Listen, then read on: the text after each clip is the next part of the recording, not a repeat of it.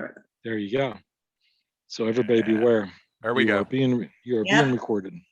Absolutely. On your best behavior, folks. So we're on air. Watch. All right. My name is Yanlei Peng, and I'm very honored again to be here today. My normal job is a data scientist in a nonprofit organization, which is Blue Cross Blue Shield of North Carolina. I also volunteer, to all those, not all, variety of different community works, especially our local, data science groups like PyData Triangle. I used to attend several different meetups in Western Salem for the past several years because I used to live in Western Salem. But now here I am at. I'm so glad I'm here. Thank you guys. Great. All right, so let's go ahead and get started because we're already at 6:10 now. So today is our November session of PyData Triangle Meetup, and we have two presenters today.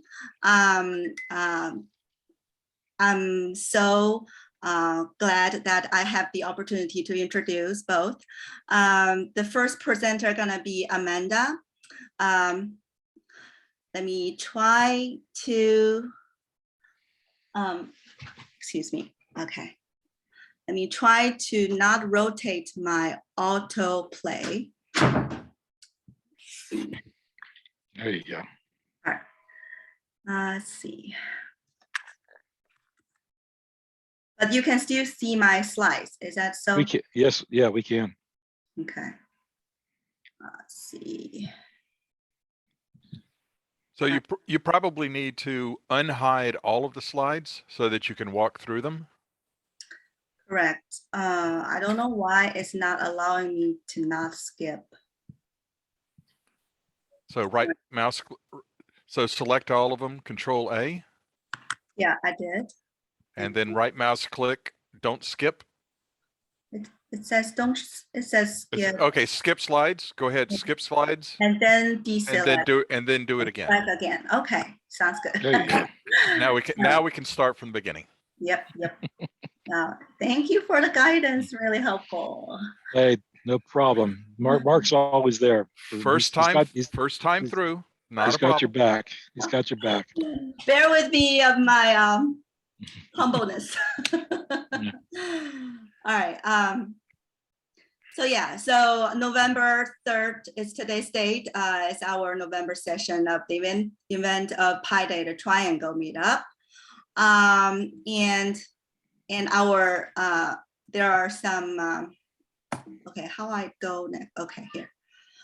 There are some announcements we just made. I also wanted to everybody to know there are some code of conducts during this event because we really want this event to be holding very smoothly. Remember, this is a public forum. Everybody supposed to be, speak very friendly. And you're more than welcome to share your ideas, but in a very friendly way. So if there's some inappropriate speech or comments, I'll have to mute you. If please don't mind I mute you because I'm the host. I'm supposed to handle this. She has the power. All right, thank you. So here's a very interesting statistical joke here. So please don't be mean, right? Be above average. That's our goal. So yeah. And this slide was provided by Mark. Thank you very much, Mark, for that. And we've had that slide up all the time, and we've really never had anybody be mean. So nice, very nice. All nice people. Nice. All right, so I'll go ahead and introduce our first speaker here, Amanda Newport-Foster. If hopefully I pronounced your last name correctly, Amanda. You can go ahead and unmute yourself, okay, if you can do that. Yep. Okay, cool. Amanda has been a tremendous senior data scientist. That's what I heard from Vericast. And I'm sorry about the background noise. I have to close the door. Bear with me. Okay, coming back. And I emailed Amanda earlier today. Hopefully, I was in a hope that she can give me some materials where I can properly introduce herself. I mean, Amanda. And interestingly, Amanda, was telling me, you know what, Yanlei, it's just go ahead and tell people, yeah, I started off my data science journey when I found a not so surprising correlation between the weather in France and the sales of sweaters at her first real job after college during, abnormally warm winter. I feel that's a really, really good story. I thank you for that, Amanda. And also Amanda has been working with the, as in the data science field for more than 6 years. And she has been working on her digital advising technology teams in Vericast. And Amanda is the data science technical lead on the ad optimization team and has had a hand in improving performance on everything from display, video, and rich media ads to CVT and OTT. So without further ado, here comes Amanda. All right. I'll share the Hey, Amanda. how can I give the request to Amanda to share her deck? If you just stop sharing, press the Just Okay. stop sharing. button, Yeah. All right, there we and go. I can share. There Yep. you go.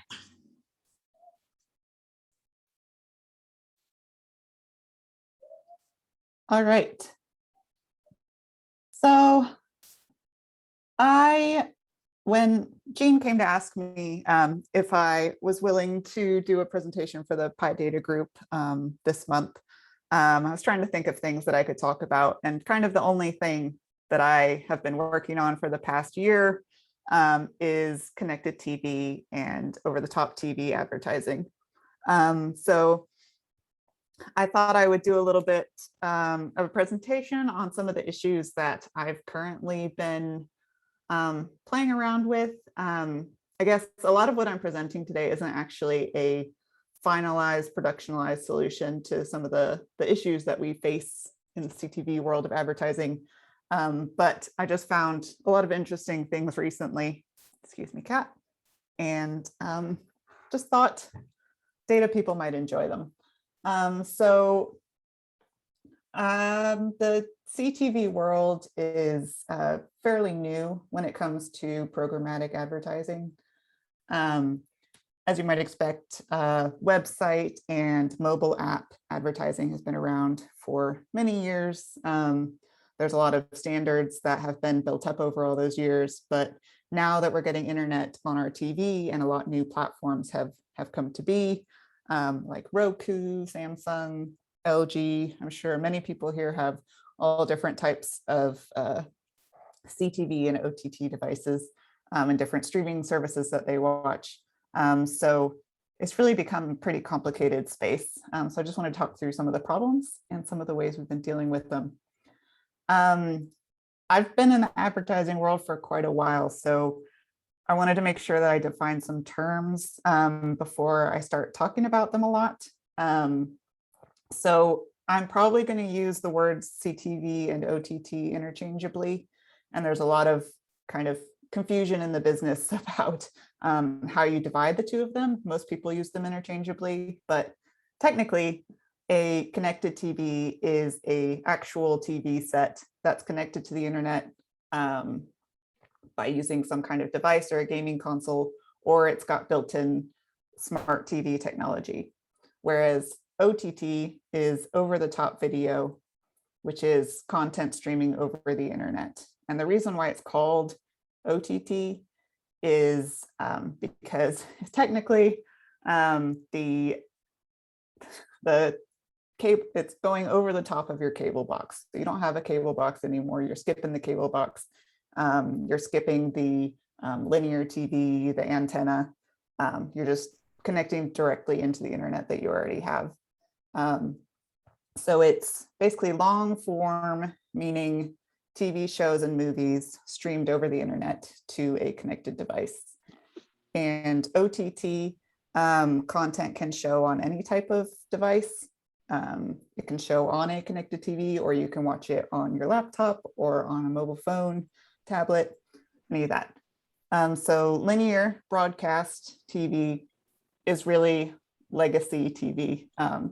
A lot of people still use it, but as of 2020, I believe it was, streaming and OTT video have taken over the number of people who still pay for cable satellite subscriptions or just watch analog TV. So that's what I'm referring to if I ever say linear or broadcast.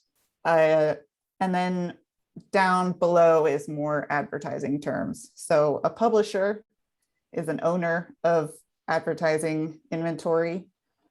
So you could consider CBS to be a publisher. They own the content and they own the advertising slots that are within their content.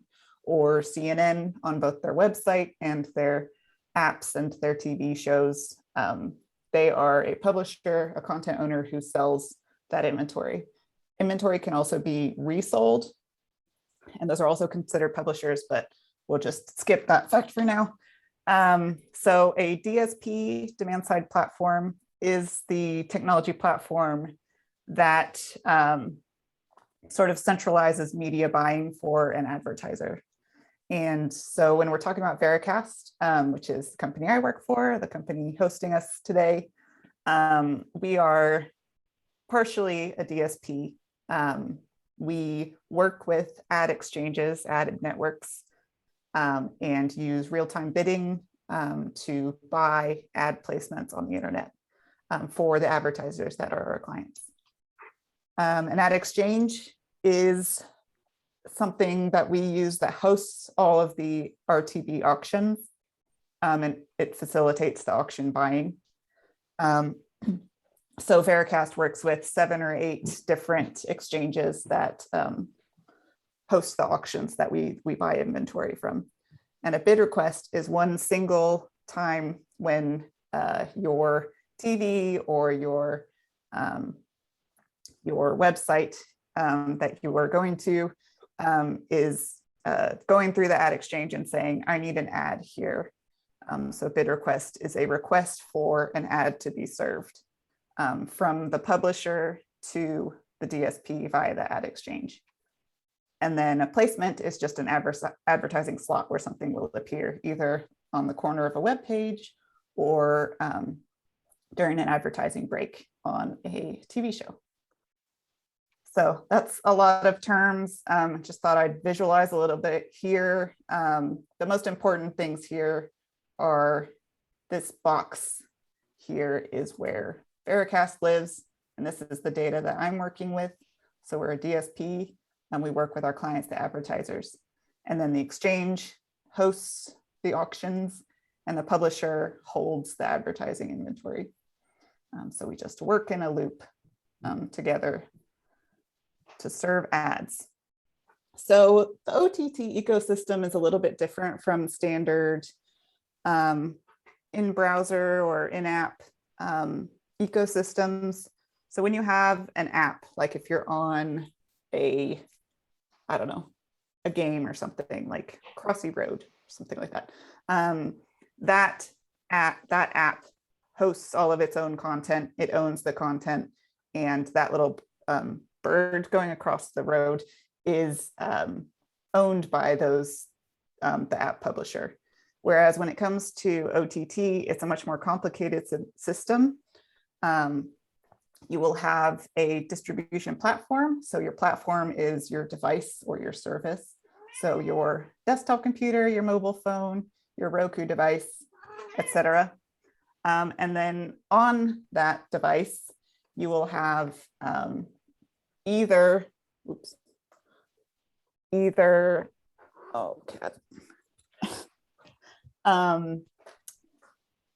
both of these two or just this one. So you will have an aggregator that you use. So your streaming service, which is like Sling, Zumo, Philo, Pluto. And through those aggregators, you will watch the actual content. So CNN, TLC, all the TV shows and channels that you want to watch, you'll either view them directly through their own apps on your distribution platform, or you'll watch them via an aggregator.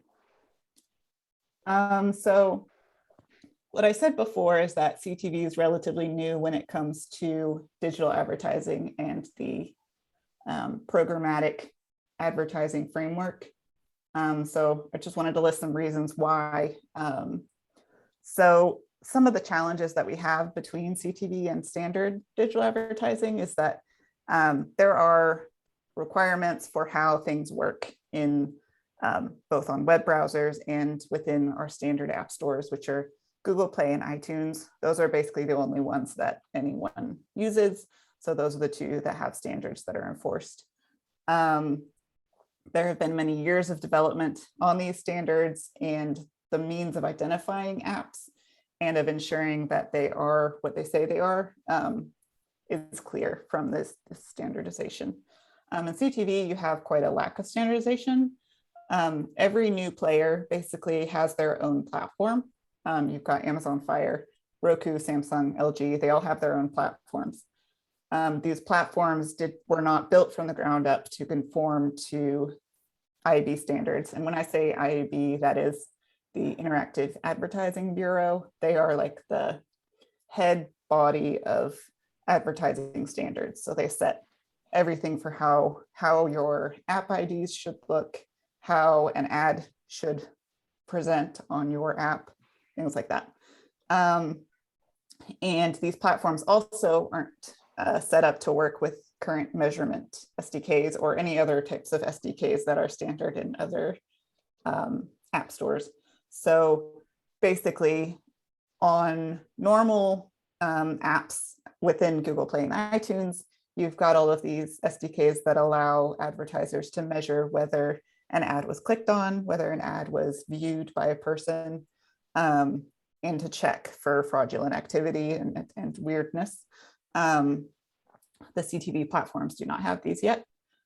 There's also an important one is the way that advertising works. So in standard video and display, usually as soon as you get an ad request, we then try to buy that placement. The ad, if we win the auction, will be served pretty much immediately. The maximum kind of average would be about 8 seconds delay, but usually it's within some milliseconds of an auction happening, that ad will come up on your screen, which means like when you're loading CNN.com, the ads load immediately as soon as the web page loads. Whereas when it comes to CTV and OTT, these ads can actually be served 30 minutes, an hour, up to 2 hours, 3 hours later. If a user pauses their stream, or some publishers will preemptively put ads up for auction. If you are watching live football and an ad break is coming up within the next 5 minutes, they will put all those ad slots up for auction. They'll be bought, and then they will basically use what's called server-side ad insertion, which stitches all those ads that won together, and then they can easily place that within their stream of inventory. So there's a real delay there, and that causes issues with us measuring and with impression counting. So we don't know how many ads we've actually won until maybe an hour after we've served them. So getting into actual data and moving towards what PyData is all about. The issues with app standardization kind of present themselves in mostly messy string inventory information.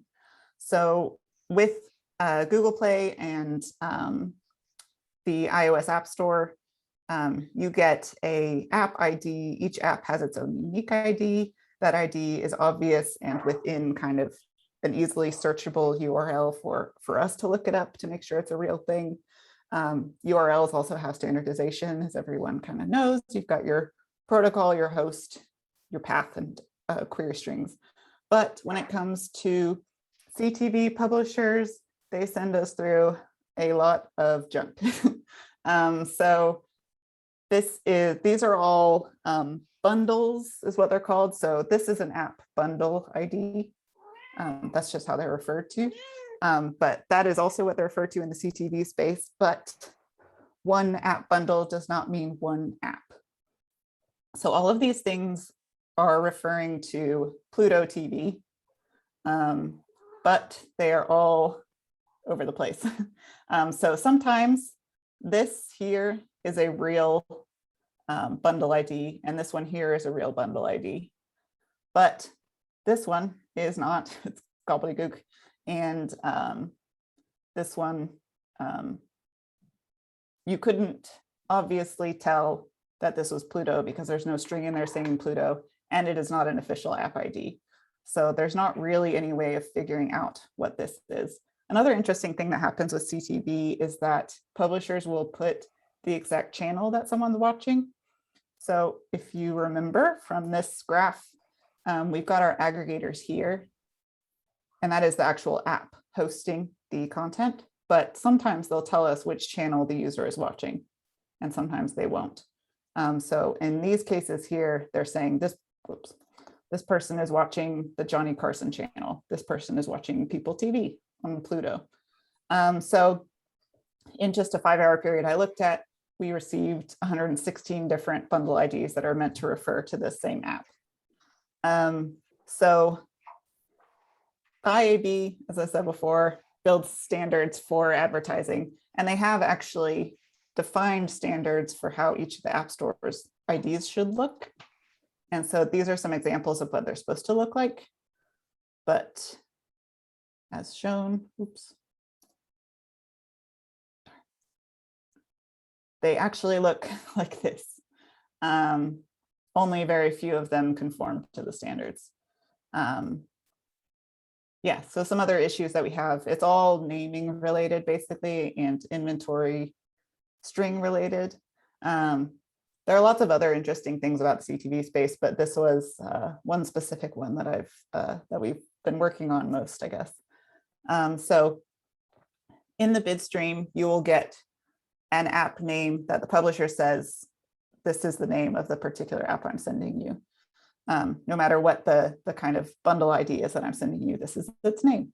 A lot of times we'll get stuff like this, where it's just a random auto-generated name, bunch of letters and numbers. Also, we have differences in publisher names, even though most of these are the same publisher. They are listed differently on our different exchanges. So EW Scripps Company and Scripps Broadcasting are actually the exact same publisher with the same content, but they have completely different names. Only one thing shared there. Same with Fox. And then each app store actually lists the names differently as well. And there's a lot of sort of string manipulation you can do with this stuff, but it's difficult to do anything foolproof. So one thing here is these two look like they're the same, but this one has an apostrophe and this one has like a slightly different type of apostrophe. So they're not actually the same. But if you just like keyword search for Sling TV, you actually might not catch this one depending on how you're doing it. But this one only lists the app as Sling. If you cut off everything after your first kind of punctuation type, then you would still keep all of this: watch live TV, sports, and TV. Yeah, so those are some of the issues. This is a little bit of a portion of a bid request looks like when it comes to us.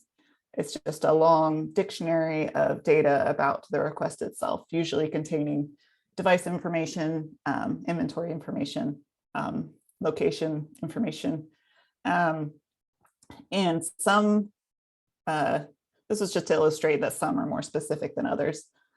So this one's something on Pluto. We have no idea what channel, but it's some kind of musical and it's PG-13. So who knows what it actually is, but it's a musical, I guess.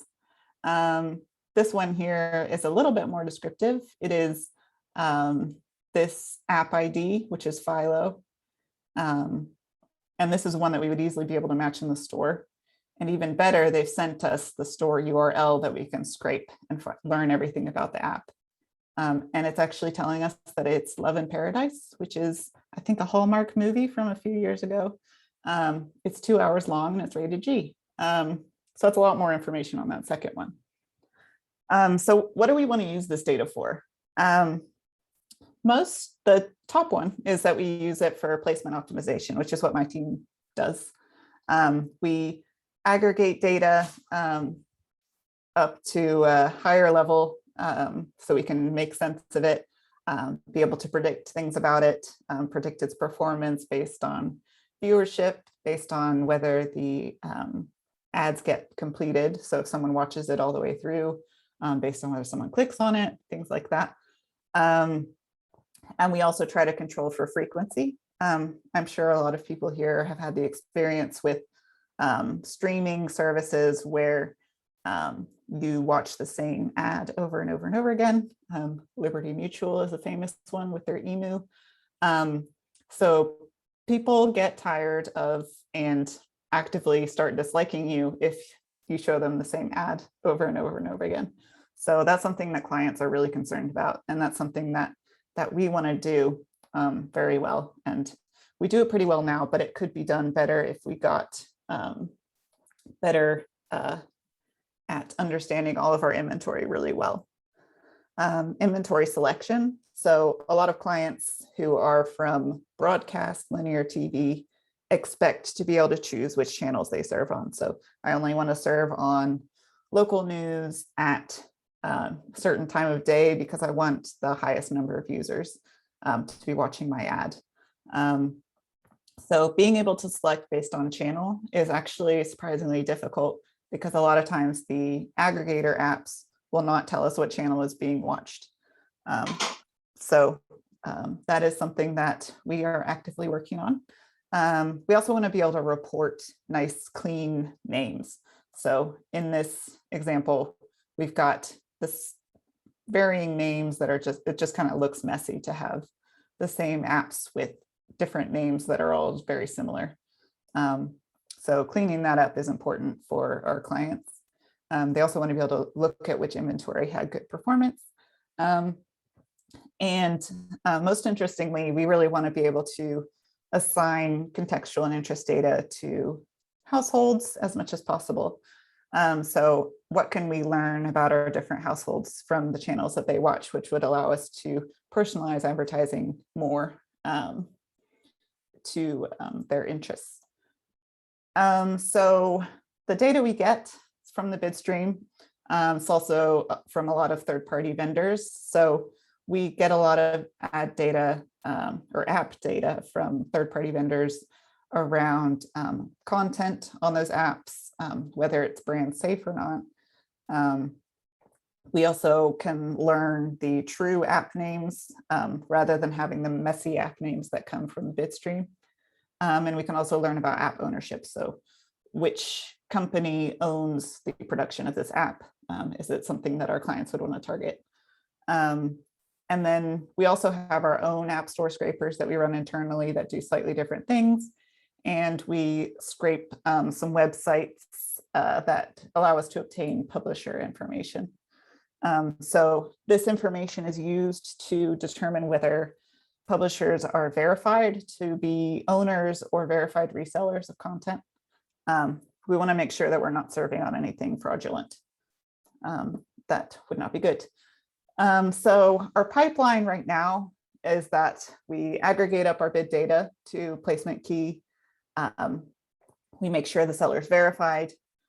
We apply some human readable or kind of a grouping app name from a third-party data set as listed before, and from our app store scrapers. So this currently only covers about 30% of the OTT requests that come through Bidstream. So that is the app ID, bundle ID problem that I've been talking about. Our app store scrapers only list data by those app IDs. So if we don't have an ID, we can't know what the official information is about that app. So for ones that we're not able to match by a third party, we do some keyword slicing and matching and some string manipulation. And then our apps are ready to be, or our placements are ready to be used for allow list creation, for reporting, as well as we categorize them into lists for things like sports, local news, major cable channels, Spanish language channels. And we use content and categorization data from our third parties keywords to be able to divide up all those lists. So keyword and string matching is the main way that we go about matching these bundles that don't have the correct bundle IDs. So there's a bit of manual maintenance required around this. So first off, there's always the existential question of what is OTT inventory? There's no flag in the data that tells us that this specific thing is over-the-top TV. So would you consider user-generated content on YouTube it's 30 minutes long, so it's basically TV show length, but it's technically not considered OTT, or I guess technically isn't the correct word, but it's not generally considered as OTT because it is user-generated and it is not generated by a big production house, by one of the well-known names. So we have our display names and our kind of names that they match and common nicknames for things. And we use these to be able to label our inventory. This is obviously not foolproof and definitely not easily maintainable. So these are all keywords that were extracted from the domains, this is all Bidstream data. So from the domain, the bundle ID, and from the app name inventory that was sent to us from the publisher. So in late summer, I think we had a bit of a breakthrough, or something came to the ad optimization team's attention that our user graph team had been dealing with for a long time. So our user graph people are extremely smart, and they are the maintainers of our user graph, where we kind of match people together and we match people to the households that they belong to. I shouldn't say people, I should say devices. So we kind of work at the device level. So our user graph team was noticing that these mobile advertising identifiers, as they're called, or MAIDs, they were finding some that were causing problems for our graph building process. They were finding loads and loads, like thousands and millions of unique ad IDs from mobile devices that were being matched to the same kind of locations, but they were exploding the size of our user graph, adding like no useful information, but just exploding things in size, making it difficult for things to run and all of that. So for a little background, mobile apps themselves, mobile devices outside of browsers, don't use cookies. Cookies don't exist within apps. So instead, advertisers use something on the device itself called the ad ID or the IDFA, depending on what device you're on. It's provided by the mobile device's operating system. And this is used as a targeting identifier. For Apple, these IDFAs have become a lot less common, but for Android, they're still there for now. So these mobile ad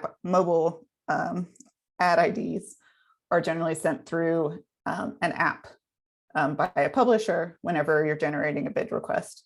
So the publisher will send through the mobile ad ID whenever they're generating a request. So what was happening was that it seems that most OTT platforms, so Roku, Samsung, etc., they all use actually app level mobile IDs, which means that every single app on your platform is sending through a different unique ID. So we are assuming that this device ID applies to one single the apps on one device, whereas you're getting one device with a whole bunch of mobile ad IDs coming through to you. So I just wanted to put a bit of their code here because they labeled these. Hey, Amanda. Yeah. Just a quick question. The ad ID from Android and the IDFA from Apple, are those are subsets of MAIDs? Is that MAIDs sort of covers all of them? Yes. Yeah, that's MAIDs is the more general term. It's just mobile ad ID. But Android and Apple have their own acronyms for them. But yeah, they're subsets of mobile ad IDs in general. Yeah, so the graph team was labeling these things as bad MAIDs. So I just cut out a snippet of code because I thought it was funny that they call them bad users. When I heard of this, I realized that we could probably use this for our app identification problems. Yeah, so I realized that, or thought about how this could be used for our inventory problems on the ad optimization side, hoping we could find a new, more reliable method than keywords and strings to be able to identify inventory. So the initial thing was that the graph team looked at building just a connected components graphical algorithm to detect these networks. And they had some trouble with it because they were looking at all apps across the universe of apps that we have. And they were all just connecting to each other, creating some massive components that were not very useful.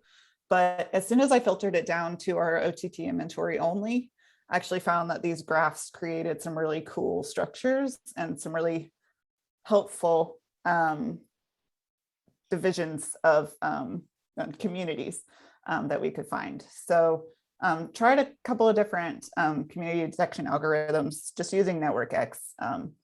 I found NetworkX worked really well for the size of data that we have right now. It may be that as we get more and more CTV inventory coming in, we may need to move to something that's just more distributed or distributable.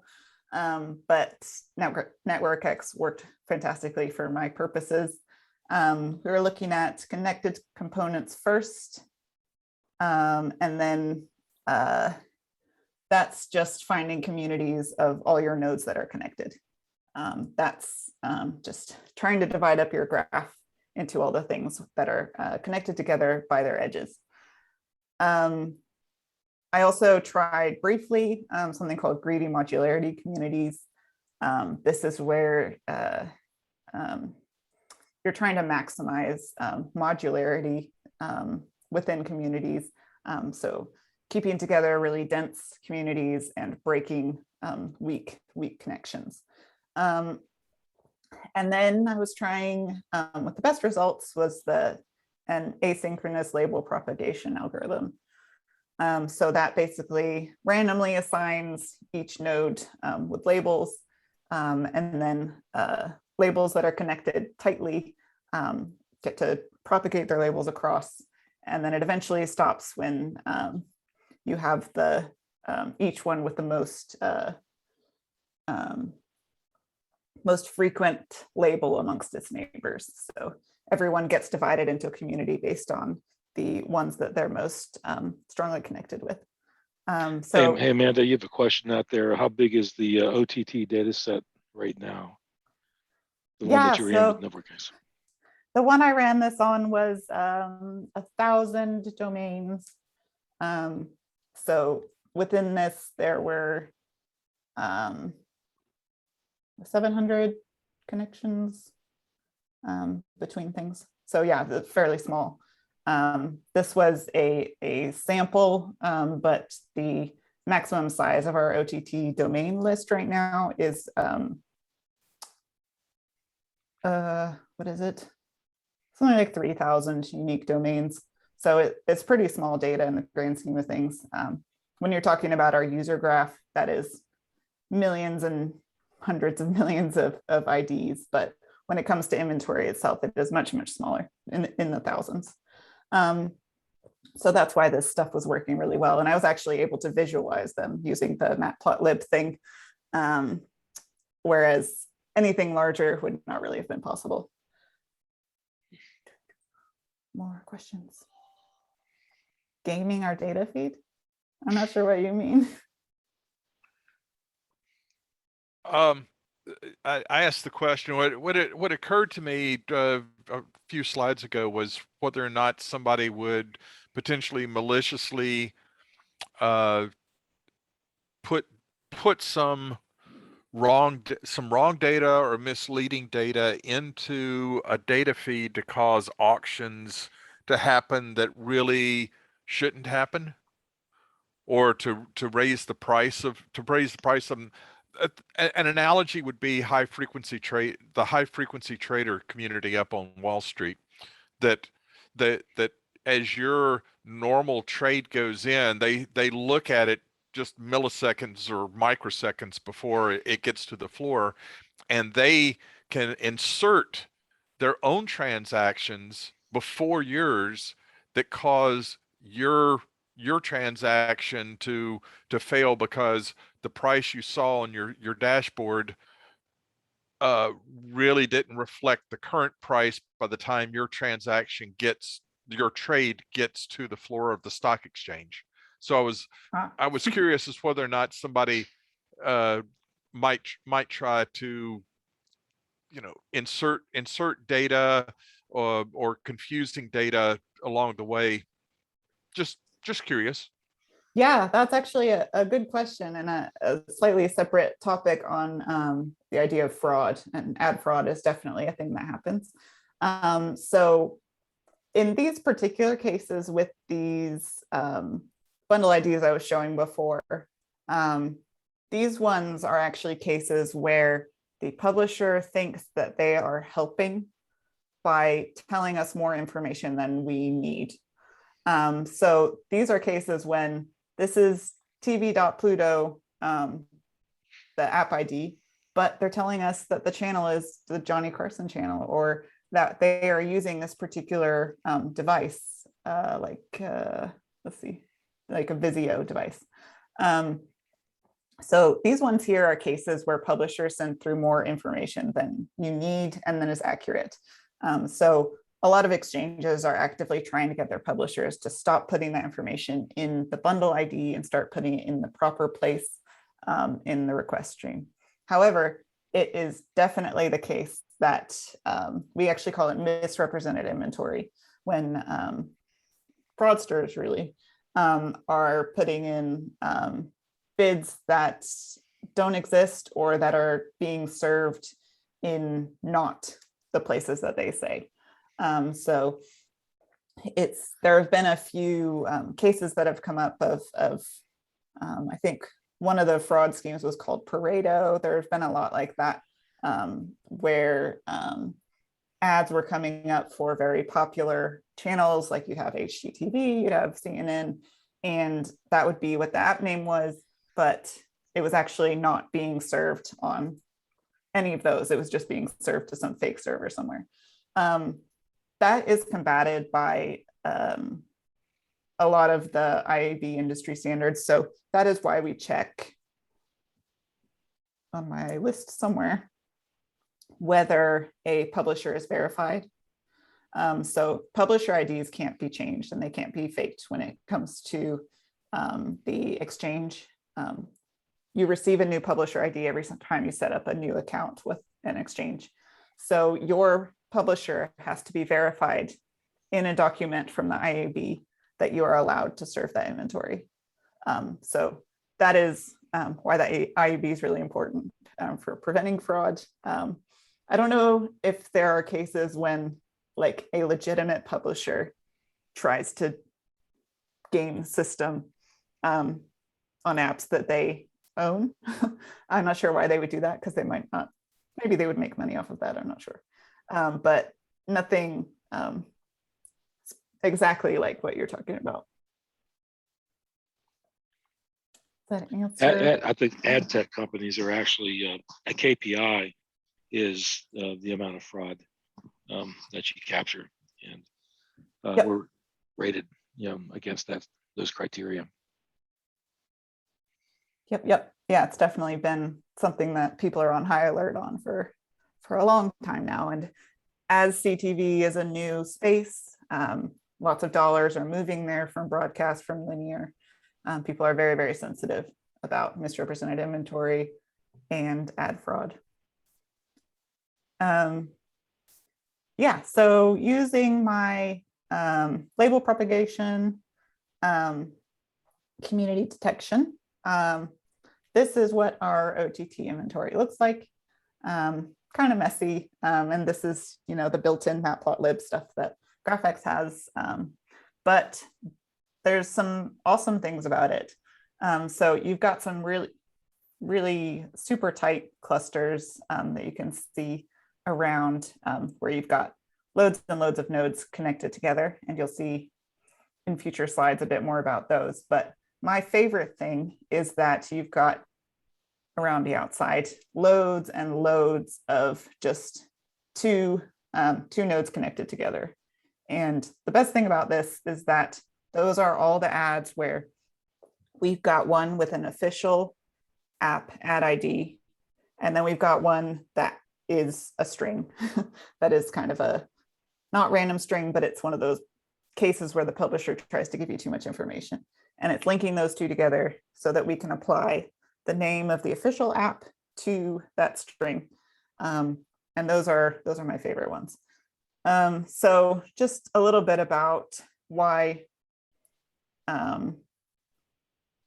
chose the asynchronous label propagation was because it did a better job with some of our smaller communities.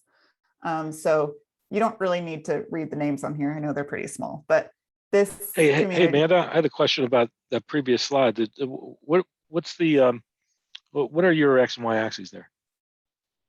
Oh, how are you mapping that? It's just the way that this graph. It's a graph. It's a graph. Nodes and edges, or nodes and vertices. Yeah. So my nodes and relationships.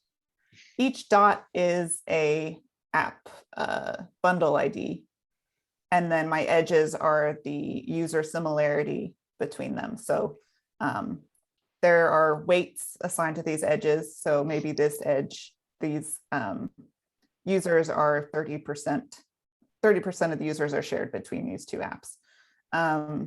That's what those are. The way that NetworkX, and I am not an expert on this, but it graphs things based on different sort of algorithms, or it displays them.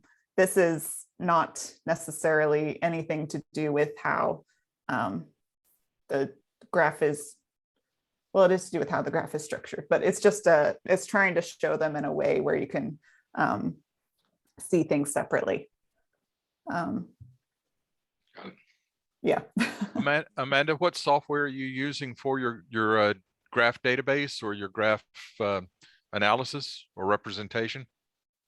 Yeah, I'm not actually using graph structured data. I'm just using HDFS data that we pull from HDFS and pulling it into pandas. So these are pandas data frames where my first column is the source node, second column is the destination node, and then my third column is the weight. So I then pull it into a network X graph. So it's a graph in network X.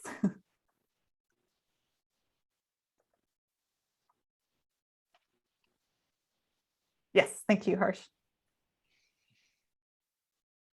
If you have an edge, you're attracted to each other, or else they are repelled. So that's why they kind of push towards the outside of the picture. Yeah, so this was just looking at why LPA did a slightly better job. In my use case, it was able to break out this Visio cluster, whereas the other ones had them still connected. And you could have just chopped out these nodes if you wanted to, and you would have had your separate clusters, but this one seemed to do an excellent job of not having any false positives inside of our clusters that we created.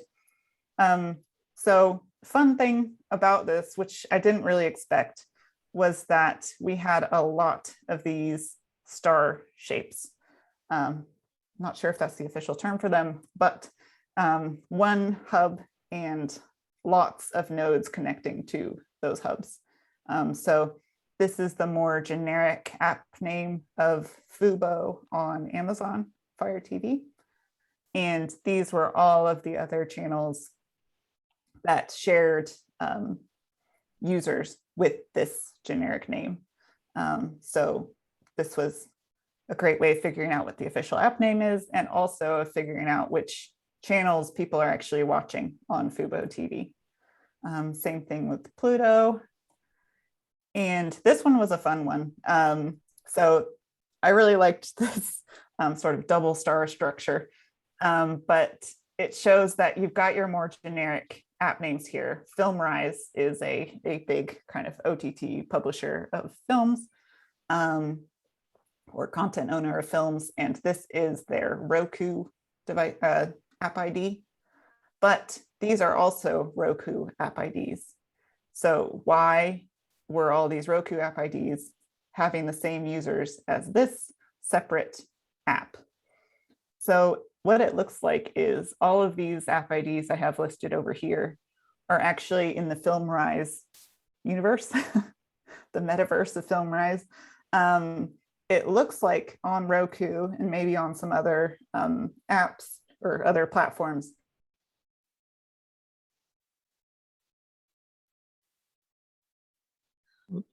Oops, I think we lost Amanda.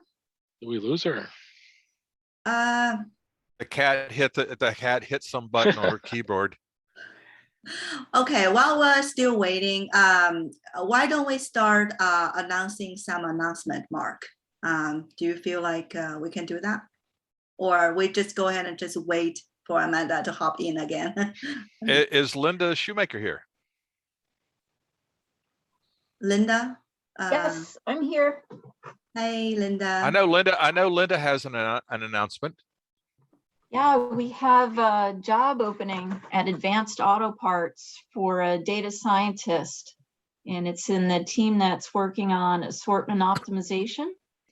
And we're looking for someone with 3 years experience, and our environment is Python, Spark on AWS, and it's helpful to be pretty good at SQL as well.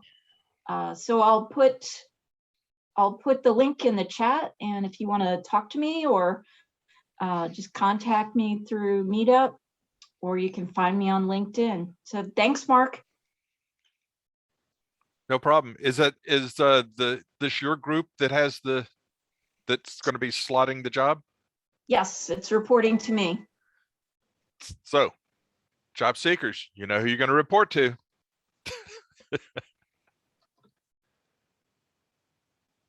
All right, thank you so much, Linda. Anyone has anything else to announce? I could, well, at Vericast,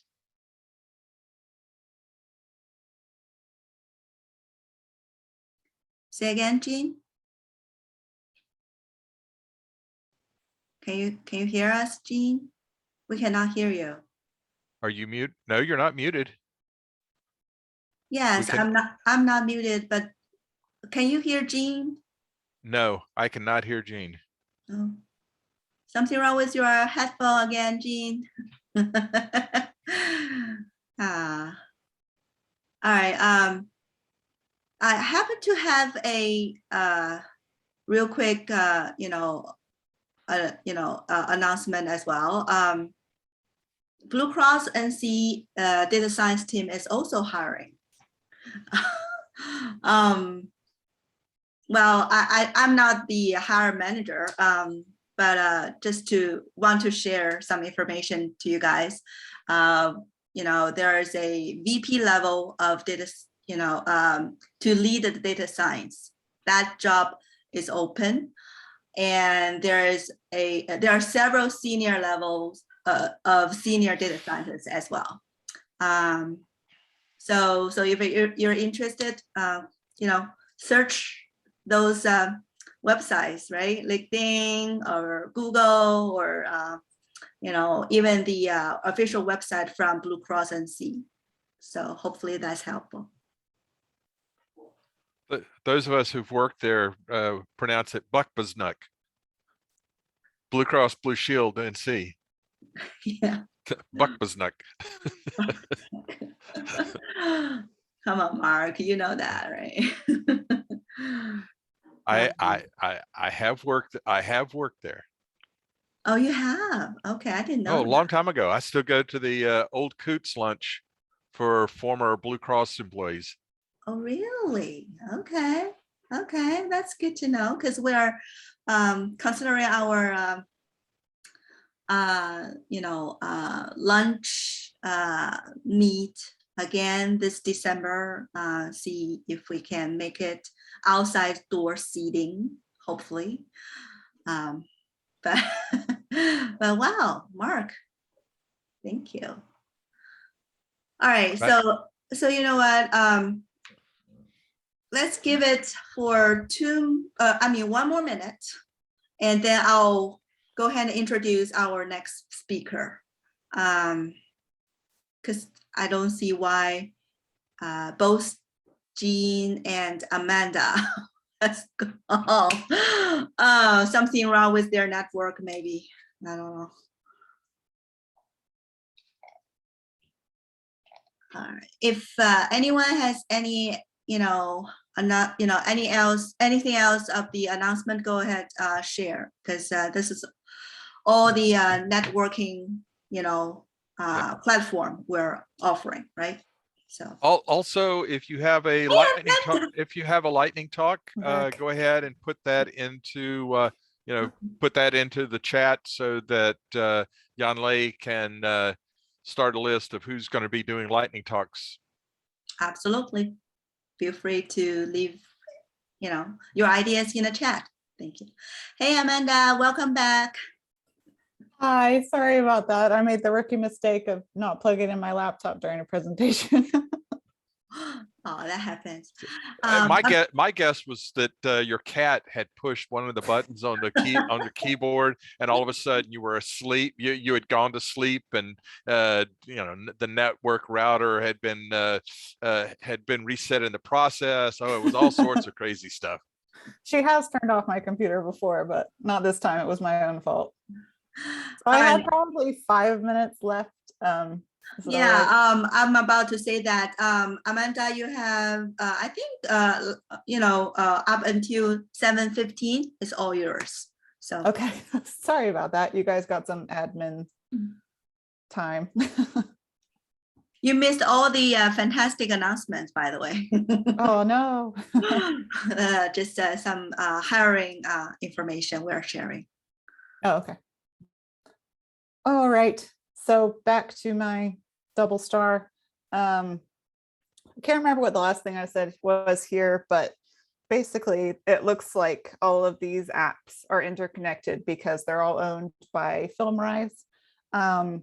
So what probably happens here is that the app owner themselves set up their own, rather than having app level mobile advertising IDs, They actually have sort of within their own little app universe, they have their own mobile ad IDs. So this is just a really interesting way that we could connect apps themselves together in different ways, rather than just finding the correct names of each individual app. So yeah, these were just an example of a few of the communities that were found. So the things I've highlighted are things that already have an app name, and then the other things could not be matched. And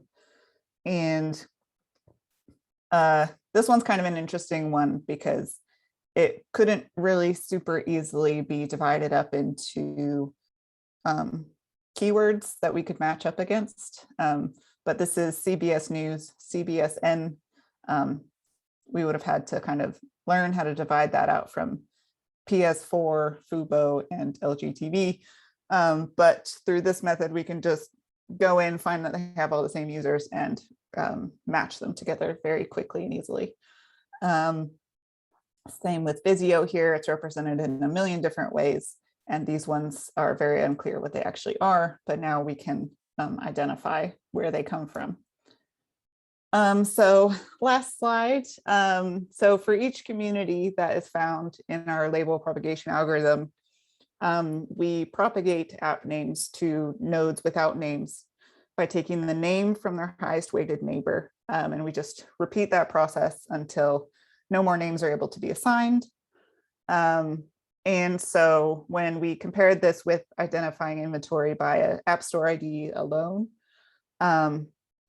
so with App Store matching, we can only match about 36% of our app names to apps in our bid requests. This method allows us to expand that to 78% on my sort of medium-sized sample of data.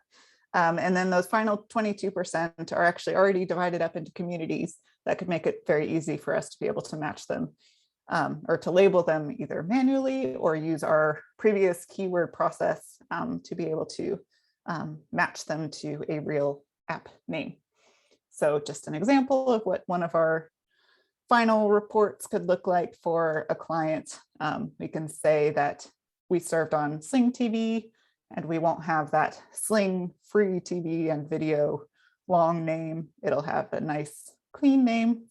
And then cases where they do have a channel, we can just do that keyword matching to grab the name of the channel out as well. And then we have publisher names, and this is just like how many impressions we served on each one. So that is all I had with a brief interruption. Any questions or anything? All right, Q&A time. We got 4 minutes. Amanda, this is Mark. I was interested in what you think you'll be able to get up to in terms of percentage accuracy. You talked about 78. You've upped your game to 78%, and that the other 22% shows promise. What do you expect you're going to get to in terms of a final accuracy percentage? Yeah, I'm not sure. That was where I stopped before we did this presentation. That's what I was working on this weekend. So this sprint, which just started 2 days ago, I'm looking into what that 22% can be matched with.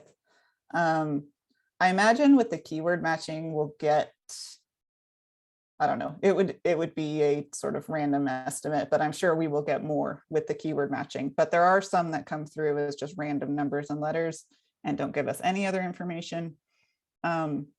However, those ones, if they are not able to be connected to other apps, the likelihood that they are something we actually want to be serving on kind of goes down.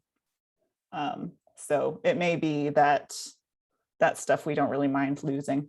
It'll depend on like what the volume is of the final percentage that we can't match, whether we just leave them be or find another process to deal with it.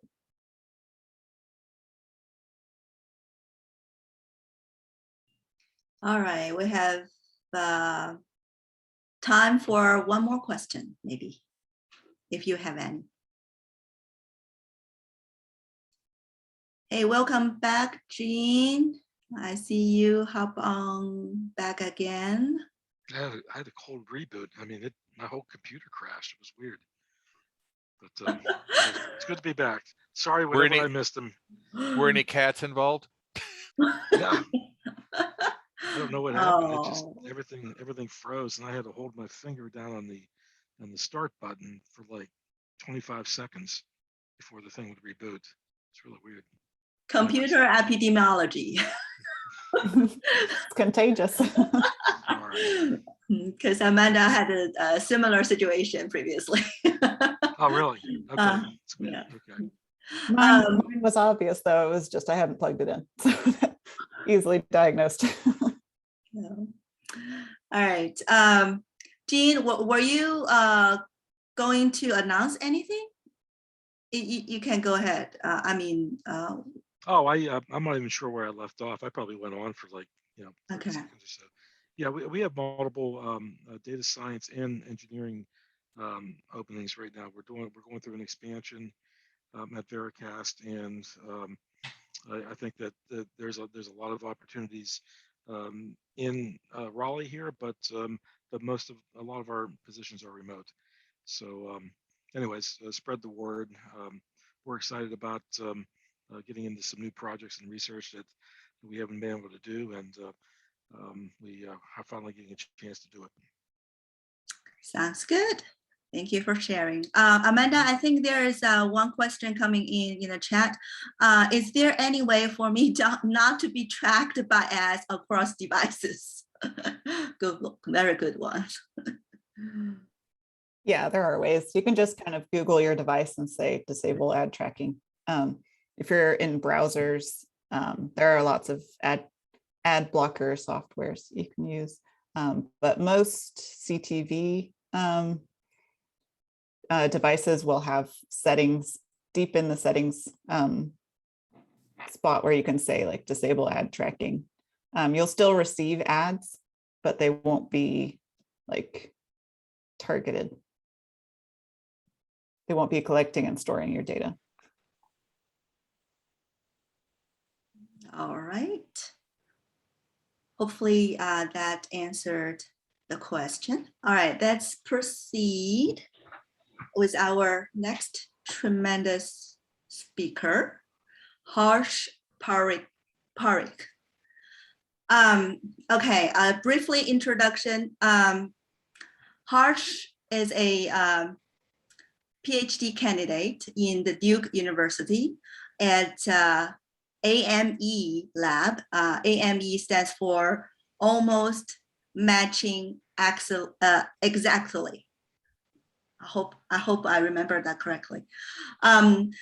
Harsh has received the 2020 Amazon Graduate Research Fellowship for working on evaluating causal methods.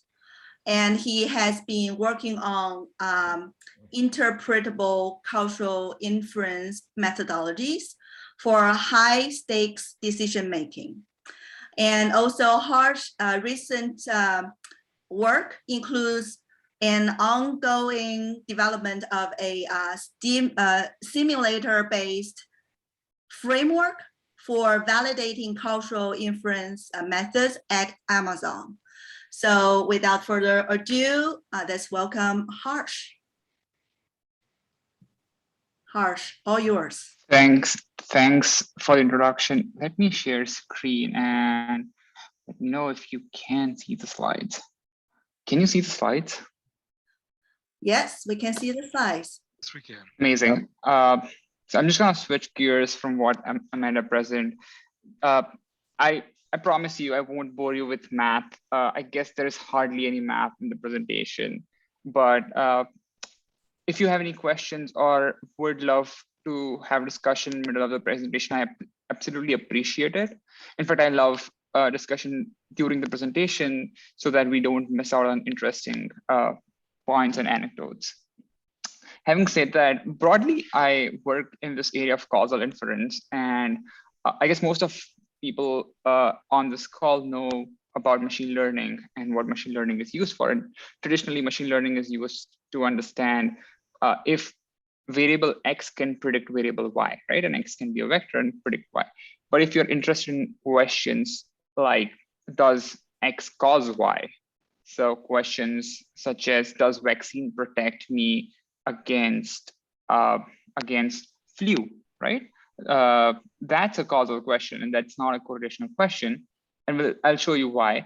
That needs slightly different approach in estimation.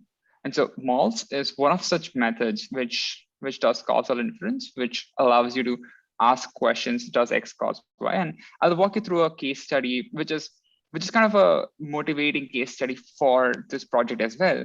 And the question was, do self-help groups help increase financial risk tolerance in households, right? And this case study is based on data from India, but you can kind of imagine asking similar questions everywhere. This is joint work with Professor Rudin and Professor Wolfowski. I bet some of you already know Alex, and maybe he's a regular at PyData. I'm not sure. He never mentioned about it, so I have no idea.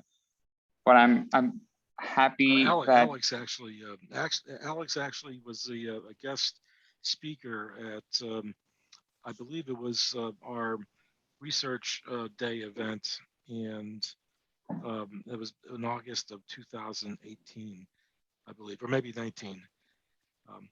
But that's amazing. We first heard about MALS at that point. That is amazing. Yeah, so those were the initial days of MALS, and also initial days of my PhD in 2018. I started my PhD in 2018. So I've been working on this since then, and this has taken beautiful shape. So I'll walk you through the method and then some of the applications of it. So let's get started right away in the story, right? So the story pretty much starts from my personal experience when I was traveling to a village in central India, and I was talking to one of the family household members there, and they told me that their father recently died of starvation. I was very curious that in 21st century someone died of starvation. That sounds really bad, and I asked him what happened.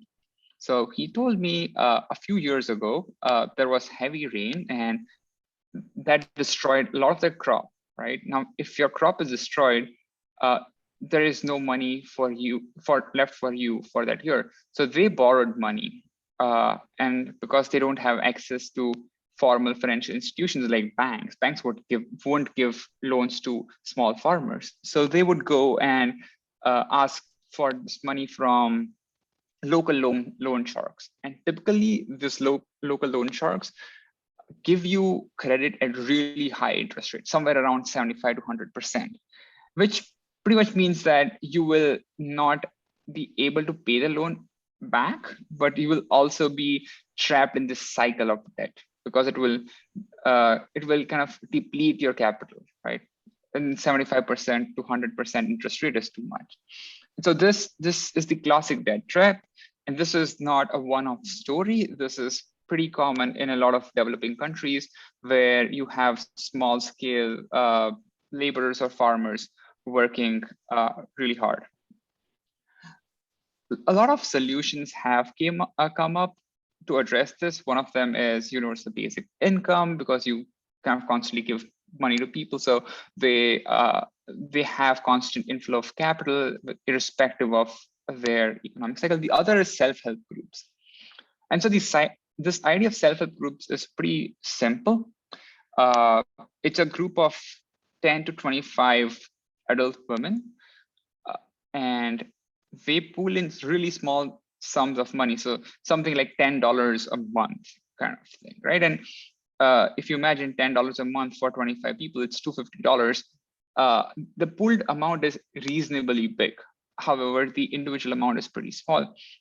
They invest this pooled amount in, let's say, a savings account on which they get interest.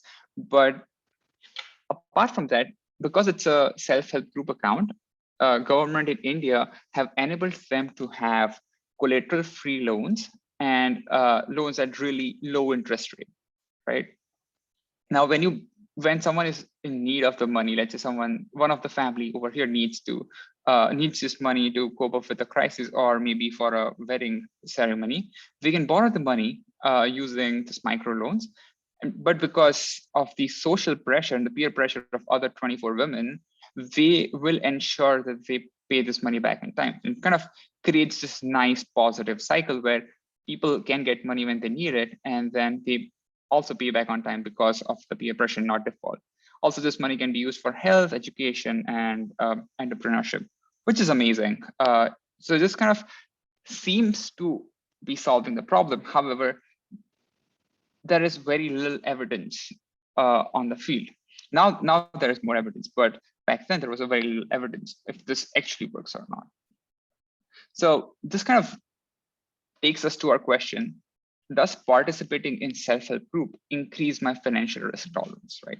And so the way we have calculated financial risk over here is if you have an active loan account with the bank, right? That means if you have an access to active loan account from a formal financial institution, then you are financially risk tolerant. You are happy taking loan and the bank is happy giving you loan. So if it's a binary outcome for each person, if the person has loan, then it's 1. If the person does not have loan, then it's 0. And so you can kind of see, you can look at the percentage of participants in having active loan versus percentage of non-participants.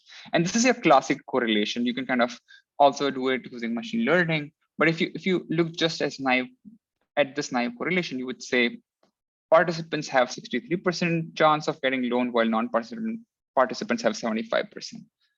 But this doesn't mean that participating is actually detrimental, right? And one of the arguments which a lot of people have made is people who do not participate are very different population. In fact, they might be well off, and that's why they might not have participated, right? And hence 75% over here, the larger number over here, is because of this difference in the underlying population. So what we should actually have asked is the question: what would be the participants' outcome if they hadn't participated, right? If they had participated, we see what their outcome is. We are interested in a counterfactual, in a universe where none of them would have participated. Then what would have happened? How many of them would have actually ended up with a loan with a bank? We don't observe that. However, that's exactly the causal effect. So hypothetically, let's say it was 1.5%, then your causal effect is 63% minus 1.5%. That's your causal effect of participation. So to be more formal, for a single person, for a single unit I, there can be 2 outcomes. One, if they had participated, let's call it Y1. And one, if they had not participated, let's call it Y0, right? So these are called potential outcomes. Potential because they would be realized if, depending on what choice unit I makes, to participate or not to participate. And the treatment effect is the difference of these outcomes, right? So treatment effect for unit I is yi1 minus yi0. But there is a fundamental flaw over here, which is for every unit, we only observe one of these outcomes. Let's say unit I chose to participate, then we will only observe yi1, while yi0 would not be observed because that unit has not chosen that treatment. And we'll never be able to know that. So causal inference is causal effect is unknowable, and in fact, causal inference is a missing data problem. Is everyone with me till now? If you have any questions, I will just pause for a couple of seconds. Are we getting into Bayesian territory here? Not at all. We'll not talk about Bayesian or frequentist at all. Yeah. But broadly speaking, are we kind of on the same page about why we can never know causal effect? From my understanding, Harsh, so you're saying for every unit I, basically, for example, for every person on the trial, right? Mm-hmm. They can only experience one situation. no matter, no, no matter which trial he or she is proceeding with, right? So the other possibility gonna be always unknown. So that's the missing part, right? Okay. Exactly. Yeah, that's the hidden part. That's the missing part. For each person, you only observe one outcome based on your choice of treatment. Let's say if it was t equal to 0, then you would only observe y0. Your observed outcome y would be equal to y0, right? And so that's why it's a missing data problem. Causal effect is never known, and you want to estimate that. Now, there have been this is not a new problem. This problem has existed since like 1500, 1600s, when people wanted to know if eating citrus fruits can cure scurvy on long haul ships, and people have done causal inference since then. Let's say we are in a situation where we are unable to randomly assign treatment to group 1 or group 2, right? Because if we were able to assign random treatments to group 1 and group 2, and let's say we don't treat group 2 randomly and treat group 1, then looking at just the average difference between them is causal effect, because we decided who gets the treatment, who do not. And that's fine. That's how vaccine trials happen. People are randomly chosen into placebo and treatment arms, and then you look at their outcomes. In a lot of situations, such as knowing the effect of smoking on baby's health, effect of smoking in a pregnant mother on baby's health, you cannot force people to smoke and not smoke. People will automatically choose into one of the treatment groups. So there, either you can do what you can do is match people on their pre-treatment status. So something like their age, their income, their race, their neighborhood, like what kind of neighborhood they live in, what's the zip code. You can you match people on all those covariates which are pre-treatment and say that, hey, their decision of choosing into one of these treatment arms was based on this covariate. So now when I'm looking everyone inside this red box, I'm comparing likes with likes. And any inference that you do is now constrained within this box, right? Because you're conditioning on the level of treatment. So you can compare the greens and the blues inside this box. The other approach is fitting a regression. So there are two regression lines. One you can fit for the treated and the other for the controls. So one for t equal to 1, the other for t equal to 0, and then look at the difference of predicted outcomes. By fitting regression line, you are in essence controlling for the pre-treatment covariates, things which could have contributed in the choice of treatment. Are we on the same page still? Awesome. Sorry, a quick question for the regression. When you compare the two regressions, would you in this case just compare the slopes? Is that the idea? Yeah, so if you were to do parametric regressions like linear regression, you can just compare the slopes and that would give you the treatment effect. The other version could be that you do a non-parametric version, right? So if you fit random forest on the first one and on the second one. Now, because they're non-parametric, their slopes would change with your X. So if you're interested in, let's say, knowing the effect of treatment on everyone who is age between 15 and 20, then you can just look at the slope for the difference of predicted outcomes for people between 15 and 20. Does that make sense? Okay, yeah, thanks. Thanks for that explanation. Right. And so these are broadly primary two approaches. There are other approaches to this, but these are main two approaches, and I don't want to kind of overload with background of causal inference. We will focus primarily on matching, and the argument over here is A, matching is very good, and B, matching can be done in an accurate way. So why matching, right? This is the question I need to justify before even going, because there are two approaches. So matching is conceptually very simple. You're not fitting anything, you're not doing anything. You're comparing apples with apples in our classic apples orange analogy. Also, because you're looking at things inside this red boxes and just looking at the average differences between them, you can think of this as more interpolation rather than extrapolation. So regression is definitely extrapolation. In matching, you're only looking at things which are comparable inside red boxes without kind of extending beyond that. So it's interpolation. You need less assumptions. Also, if you were to match directly based on, let's say, people's age, gender, everything, then it's interpretable, because now you can look at each of the match groups and say, oh yeah, this match group has this treatment effect because people in this group are old. This match group has this effect because this people in this group are female, kind of things, right? So it's highly interpretable. You can actually go and look at each match group.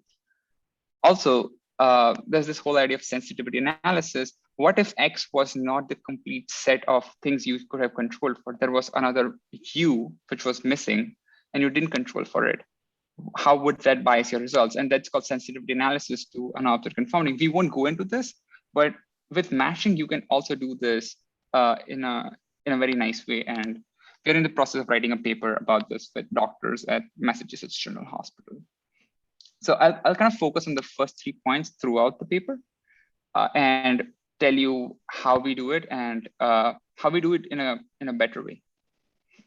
But so matching is, I convinced you that matching is great, but matching has its own problems. It's not that matching is solution to everything and then it's easy.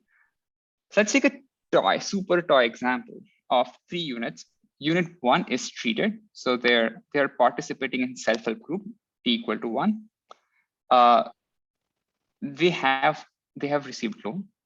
Their occupation is farmer, and for some reason the surveyor that we sent out also decided to collect toenail lengths, right? Crazy. Why would you do that? But they did that. And so unit 1's toenail length is 0.2 inches. Now let's say one of the experts comes and says that, oh yeah, it's super important to match on toenail lengths. You would end up matching U1 with U2, right? Because they have similar toenail lengths. And then you see, oh, unit 2 is not treated, but they also have loan. And you say, oh, participating in self-help group does not have any treatment effect. It's null. But let's say if some economist comes and says that, hey, toenail length is crazy. Like, why would you even match on that? You should match on occupation of people. And you would match unit 1 with unit 3. And you say, oh yeah, unit 1 got loan and was treated. Unit 3 didn't get loan and was not treated. The treatment effect is 1 over here. The estimated treatment effect is 1, I shouldn't say. And so this kind of highlights that the choice of distance metric, choice of what similar means, really affects your estimation. It's highly sensitive to the choice of distance metric. And this is a toy example with 3 data sets and like 2 covariates. But imagine you have like 1,000 covariates, high dimensional data, or 100 covariates, and you have thousands of points. It's really hard even for a domain expert to actually look at the data and say this is the right covariates to match and this is the right distance metric, right? So how have people come about this, like around this problem? The easiest solution is just do exact match. Match farmers with farmers and who have same toenail length. But as you just saw in that toy data set, sometimes it's impossible to match exactly because for continuous covariates, it's like with probability 0, almost 0, you won't find any other unit with the same value. Also, it is statistically very inefficient, right? You're throwing away a lot of units who might have slightly different values or who might be different on unimportant covariates. The other option is, as I mentioned, go to the expert, ask them to define a distance metric based on some background knowledge and match on that. Not practical in high dimensional scenarios because from my personal experience, I can pretty confidently say experts mess up pretty well in high dimensional scenarios. The other 2 options are in literature, which people have commonly used, or match 2 people who have same probability of being treated. So that's called propensity score. So if I have probability of being treated equal to 0.7, and someone else who is untreated also has probability of being treated at 0.7, match both of this and compare their outcome. People have shown that this works in general when you are interested in estimating average treatment effects. However, this is, as you can think, susceptible to model misspecification because you need a model for this probability function, right? So you might be fitting a logistic regression or something of your choice. And if that model is wrong, then you kind of have misestimation there. Same way people can match on something called prognostic score, which is a function which you would estimate by fitting X with respect to the outcomes of the control group. Again, model misspecification, and this is not interpretable. And I'll actually touch on this point why this is not interpretable. I have a slide which shows it's not interpretability. The last is generic matching. It tries to learn distance matrix somehow, but it doesn't go very well in producing individualized estimates or fine grain estimates of treatment effects. So what we are interested in the whole process is we want really high accuracy and we want interpretability simultaneously. And I'll convince you that we can get that. And so the whole procedure over here is trying to do that. It's called MALS. And the idea is pretty simple. If you don't remember anything from this talk after this slide, but remember this one line, that's my biggest achievement. So the basic idea of MALS is let's learn an interpretable distance metric first, and then do nearest neighbor matching using the distance metric. Because we are learning using the observed data in some very nice way, it allows for high accuracy. And because we have chosen interpretable distance metric, and in matching, we are matching like to like using nearest neighbor matching, it is by definition interpretable. I'll still convince you, but if you don't remember anything after any word I say after this, this is one thing you should remember and maybe care about when you're doing data science in the future. Okay. Harsh, are you gonna cover what a good definition for stretch? That's something that I'm still trying to figure out. Well, what does he mean by stretch? Right. So let me answer it right away. So by stretch, stretch over here means distance metric loosely. But why do we call it stretch? So you can think of the classic Euclidean norm where we are calculating x1 minus x2 whole square, right? Instead of doing x1 minus x2 whole square plus, for all the dimensions, what if we would weight some of the dimensions higher? Let's say we really want to match tightly on age, but we say that we don't really care about if we match really tightly on, for example, how many toys they have for some reason. Then you are weighting them differently. That translates in linear algebra to stretching more age and compressing the toys covariate. And that's why we call it stretch. I'll formally introduce what stretch means, but you can think of that as distance metric for now. So matching after learning a distance metric is maybe an alternative title to this. But Mark, I guess you have been in this field long enough and you know how retronyms work, where you start with an acronym and kind of try to fit it back. So this is a retronym, I would say. Okay. So recall that we had this unit I, which was treated, and so that's why this yi0 was missing. We didn't observe it, and we only observe yi, which is equal to yi1.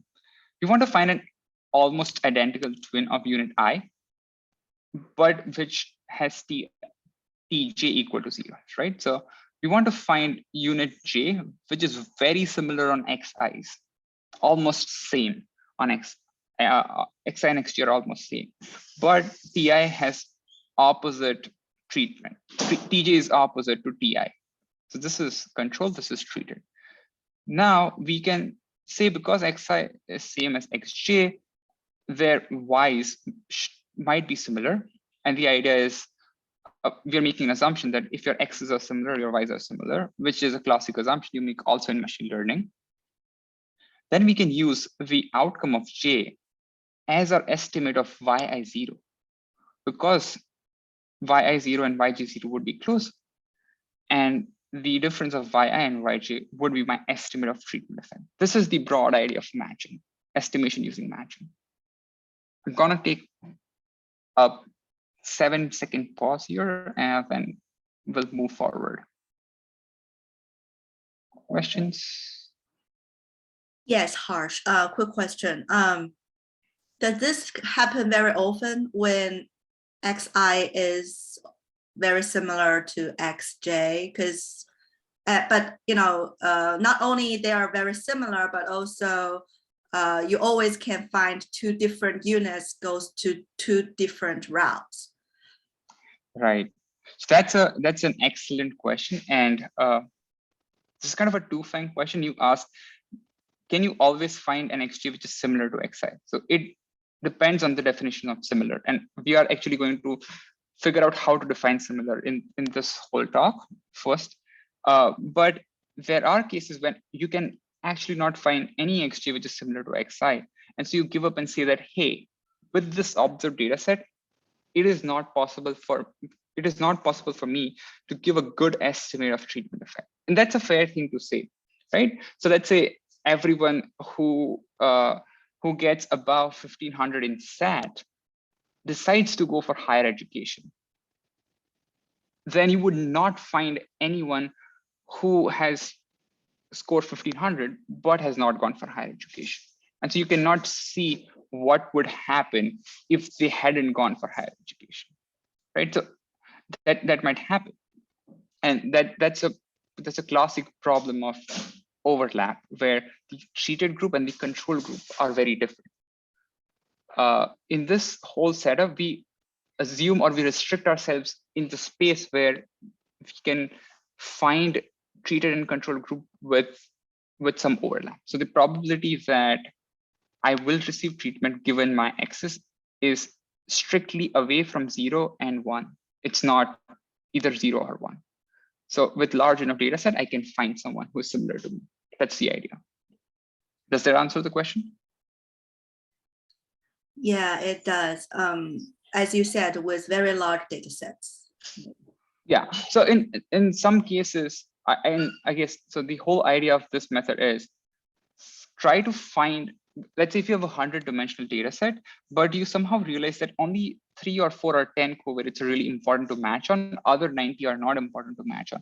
The idea of the whole project is to learn a distance metric which really weighs this 10 covariates with a lot of weight and then downweights the other 90. And how do you do it correctly? That's the idea. And that's because in a lot of causal inference scenarios, such as you can imagine vaccine trials or mother and smoking example or self-help group, the data set size is typically small compared to classic machine learning tasks. So the data set size might be thousands or tens of thousands of patients or units, not more than that. While in a classic machine learning scenario, you will have probably 100,000 to 1 million data points, right? Let's say if you're training a neural network or something like that. So that's why this has to work well with limited data. And that's why we want to learn a distance metric. So forget about every math on this slide. What we essentially want is to estimate treatment effect capital tau I prime. So tau I prime is the estimate and tau I is the true treatment effect, right? We want this estimate of treatment effect using our procedure to be as close to tau I as possible.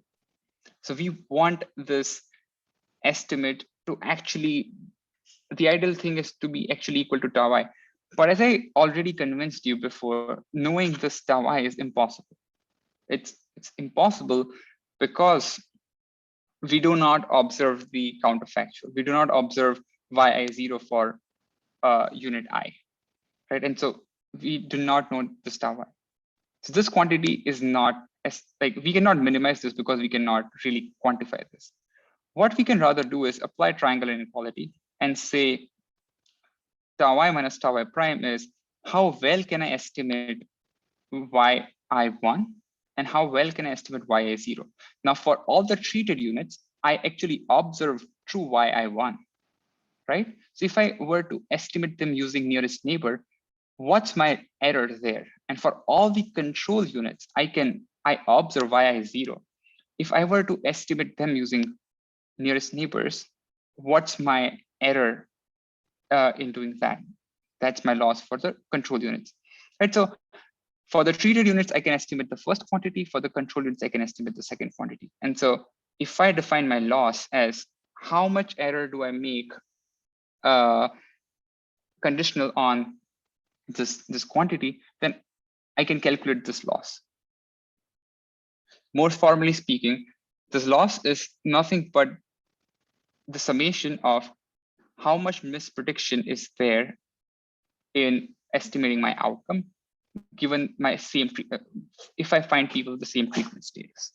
Find unit j, which is similar to I, using distance matrix dmxi(xj), right? So this is a distance matrix xn xj, and m is what is v parameters is distance matrix s. And my loss is the difference of yi and yj, because j is now estimating the outcome of y.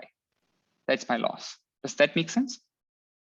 Harsh, would it be correct to summarize as saying you're simply finding whatever similarity metric you can come up with that will minimize, that will maximize your ability to predict outcome on the basis of nearest neighbors? So you're just going to... Exactly. Okay. Good. Yeah, exactly. Okay. So this is reducing the causal inference problem to two separate nearest neighbors problem and learning a distance matrix which can allow us to nearest neighbors in a really good way, right? And the way we estimate this y prime it is we find nearest neighbors of I based on xi, and then we do this weighted sum. This is it. I guess you've seen some form of this at some point of time in machine learning. Here we are adopting this thing for causal inference, and specifically the part where causal inference comes in is this step of reduction, where we can do first part for treated and the second part for control. That's the major difference. Now, once you can calculate this loss, you can find an m which minimizes this loss, and that's our optimal distance matrix. It is not trivial because you are sort of trying to find a distance matrix, which is not the classic quantity of optimization in a lot of optimization problems, but I'm not going to go in detail of how did we optimize because it's going to bore people to death. On the contrary, let's talk about what distance matrix form we choose and why is this really called stretch. So let's say if we assume our distance matrix between I and j to look something like xi minus xj, so think of them as vector, xi minus xj transpose times m times xi minus xj, right? So m is something that we are trying to learn over here. And if we constrain m to be a diagonal matrix, then each diagonal entry tells me how important that covariate is. And also, if you think of this in a linear algebra term, you're trying to stretch this covariate space. So if some of the covariates are really important, you want to give really high weight to their mismatch. You want to say that if there's a mismatch on that covariate, then I want to give a lot of penalty to that. But if I'm really different on non-important covariates, such as tonal lengths, then I don't want to give that much penalty for that. So I would compress and give a really small weight to that. Does that make sense?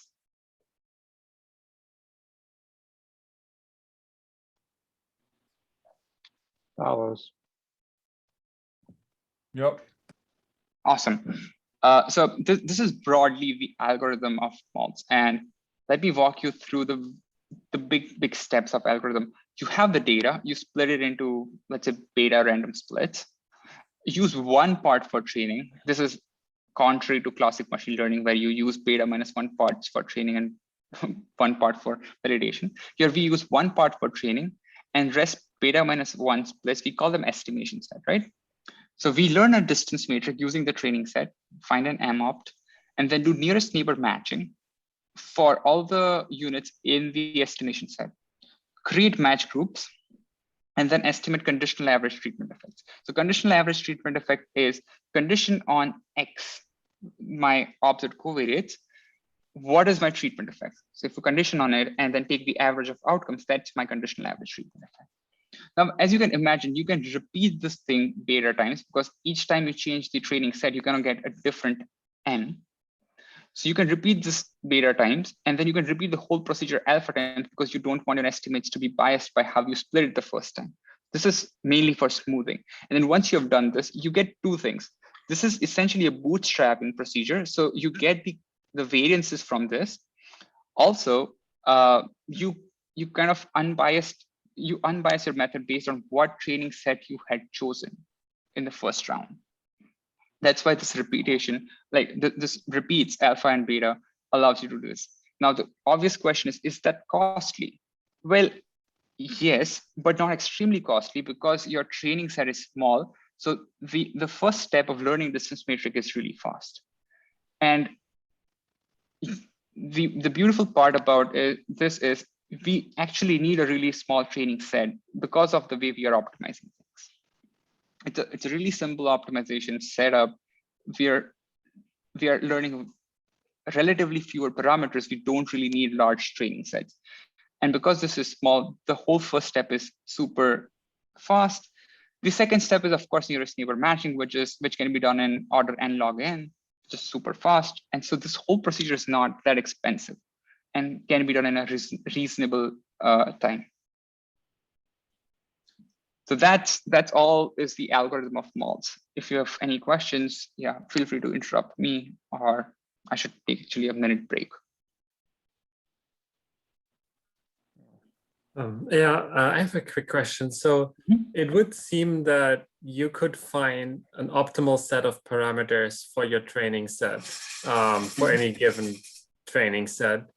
So if I just repeat this process like alpha times, it would seem that like I would just, I guess I don't understand, like, how do you choose, like you say you call it learning, so I don't understand like how you call, like, what is the step size? I mean, you go over the beta -1 splits, but how do you choose like how much to update the parameters in your matrix? I see. That's a great question. So for each round, each of the beta rounds, you actually find a totally different mopt, a completely different, completely new mopt, and you don't combine them right away. So for that specific round, you use that round specific mopt to do nearest neighbor matching and estimate treatment effects or causal effects. For each beta, you will have beta different estimates of mopt, and if you repeat this whole procedure alpha times, then you will have alpha times beta estimates of this distance metric. Now, what that captures is the uncertainty in my estimation of distance metric, right? Because each time I'm shuffling the data set, you can think of this as shuffling the data set. I'm getting a different estimate. So it's capturing, it's essentially a bootstrap procedure, a stratified bootstrap procedure, which is capturing the uncertainty in the opt I'm doing. And that uncertainty is essentially being translated in the uncertainty of my treatment effect estimates. So that allows me to, this whole procedure allows me to somehow get the confidence intervals on treatment effects as well, or uncertainty quantification on treatment effects as well. Does that answer the question? Okay, yeah, I think it does. So you said you get beta, like beta -1 of these mopt matrices. And then when you process alpha times, do you just continue to like take them individually and use them to calculate the uncertainties? Exactly. Yeah. Okay. I guess what Brent was also asking was when to stop. I mean, when should we choose the alpha to stop? I mean, if you have the uncertainty, you know, like millions of time adopted to mopt already, how do you know it's good to go? I mean, Right. how do you know it's good? Yeah. That's an excellent question. So in other simpler words, how big my alpha should be is your question, right? My alpha, and the answer to that is the bigger the alpha, the better. Often in practice, we have found that if you repeat it 2 to 3 times, that's good enough. And so beta equal to 5 and alpha equal to 2 or 3 seems to work well, because that gives you like 10 to 15 estimates, different estimates of your distance metric and condition average treatment effects. But the larger the alpha, the better, actually. And so if you have time and machine power because you can do the whole process in parallel, right? There is nothing stopping you from doing this whole process in parallel. It's an independent run each time. So if you have resources and time, you can actually run it like thousands of times, and that will give you really tight intervals and really tight estimates. It will really smooth things out for you. So yeah, the more the merrier is the answer, depending on your resources. Hey, Harsh, does this work for something like, various transactions or bidding? Like I'm sitting here and somebody bid on my desk that I'm selling, and I'm thinking, well, I can accept the offer right now or not, and make a, and make a counter offer, but I don't know I don't know what would have happened. Right. I mean, I can only choose to trade once, right? Yeah. Yes, you can. In fact, you're absolutely right. You can. And in fact, that is one of the primary motivations of this is we assume that the agents in microeconomics are rational, in a bidding game are rational. However, a lot of times the agents acting there do not really know the downstream effect of their actions. Right. They want to maximize the utility, but they really don't know what it will lead to. So yes, you can use this, and this is also used in a lot of econometric applications, right? Which tries to do something similar. So you can use this, absolutely. You could also use the 37% rule.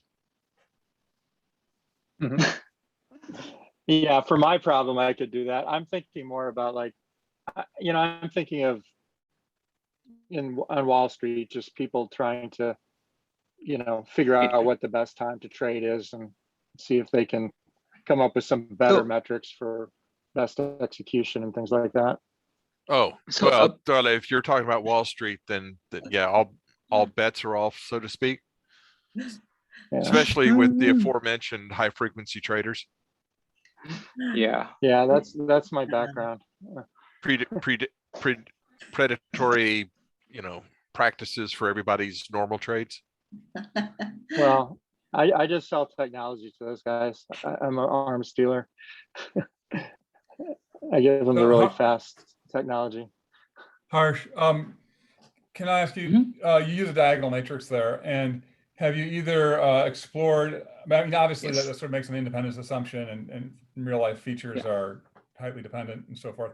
Have you either looked at a full yes, we matrix, have. or have you first PCA transformed your data to essentially? Yes, we have done both, and so actually answer this question in 3 parts. Yes, we have looked at the full one.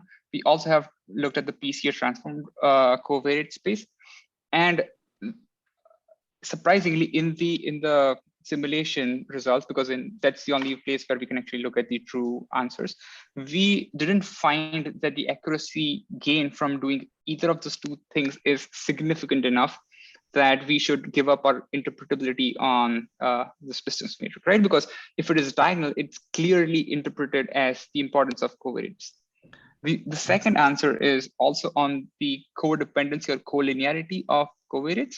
So let's say I have one covariate, which is my scores in science exam, and the other covariate is my scores in math exam, and they're of course correlated. Matching tightly on one will ensure matching tightly on another. So it is actually better for me because I can quickly find a distance matrix. It's finding a good distance matrix would be much easier for me if all of them are highly correlated. So it's not a problem. It's a kind of benefit for me if they are highly correlated. Does that make sense? Okay, sure. Actually, I was going to ask then in the other direction if you thought about regularization. We have, and imposing sparsity or something. Yes, we are imposing sparsity. I did not write over here just to keep the equations clean. We are imposing, there is a Frobenius norm loss on MOP because you can have as large MOP as possible, but we want it to be small and we want it to be sparse. And so we also try to minimize, there's a plus C times Frobenius norm of MOP. Frobenius norm is like the L2 equivalent of yeah, I know of matrices. Yeah. Okay, cool, thanks. Awesome. So I have been talking about accuracy and interpretability. Let me quickly give you results about that, right? So here we are looking at 5 methods. MALS is our method. BART and causal forests are 2 black boxy, highly non-parametric method. Propensity score and prognostic score are something that I talked about initially, right? So these 2 are matching methods. These 2 are not matching methods, but highly non-parametric regression-based methods. And then MALS is our method. And the scenario is very simple. The treatment choice is function of first 2 covariates, x0 and x1. My outcome is a linear function of xi. And my treatment effect, which is the second term over here, is linear term of xi and the quadratic terms of xi and xj. So it's fairly simple setup, but it is also a non-linear setup. So it's not something which is obvious. Like if you fit linear regressions, you would get the right answer. That's not true over here because there is a quadratic term over here, right? And let's see this graph. So in this plot on the y-axis, you have how much error is in our estimation. So the larger the worse, the smaller the better. And then on the x-axis, you have number of units in the data set. So 2 to the power 8 is 256 units in your total data set. And then we exponentially increase them at each chop. And not kind of hyping too much, but MALS actually performs better than state-of-the-art non-parametric causal inference methods, and also beats hands down the prognostic score and the propensity score matching methods. In fact, it performs much better till we actually reach 2 to the power 12 units. And then later on also it continues to perform as good as BART. BART is a non-parametric method, and it is very data hungry, and that's why you might imagine it has a higher error rate initially.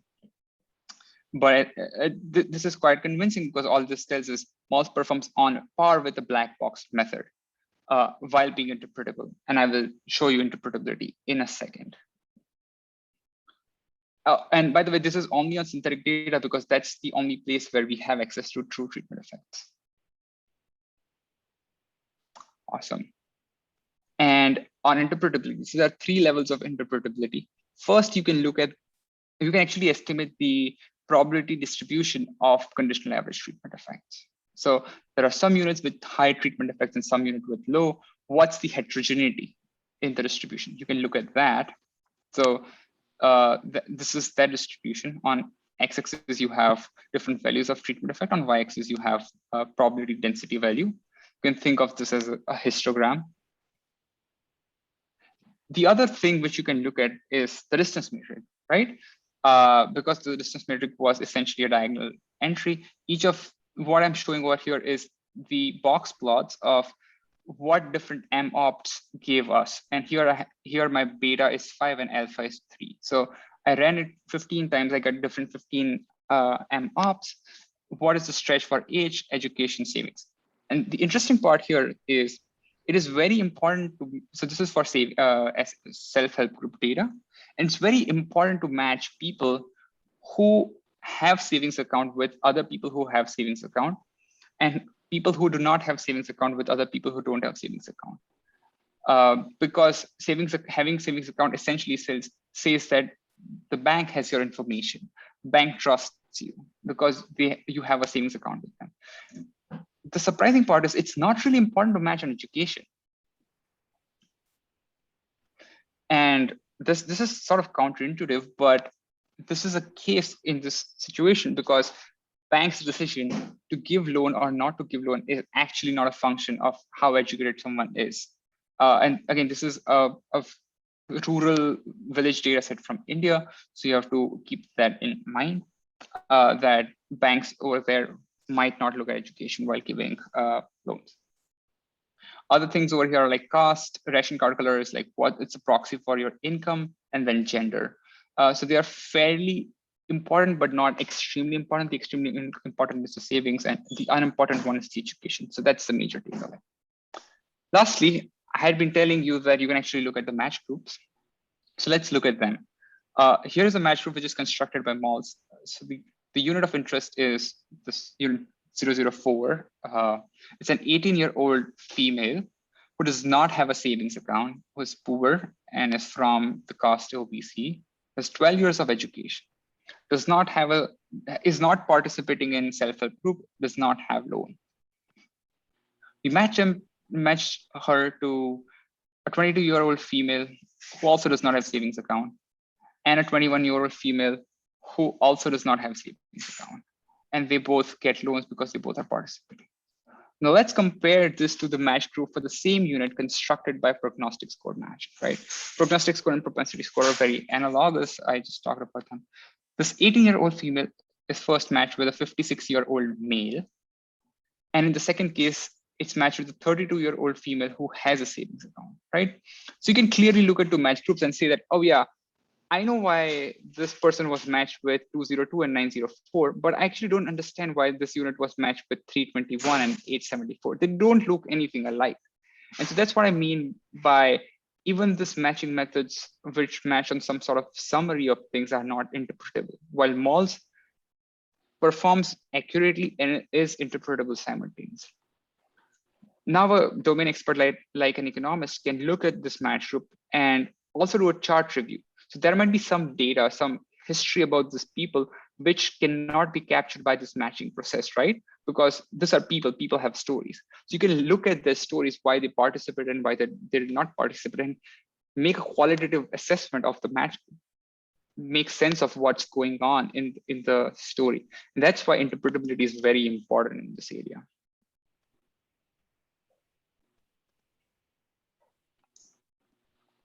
So just to repeat myself, malls gives you 3 levels of interpretability. The macro one, you can look at the distance matrix, you can look at the distribution and the heterogeneity of treatment effects across units.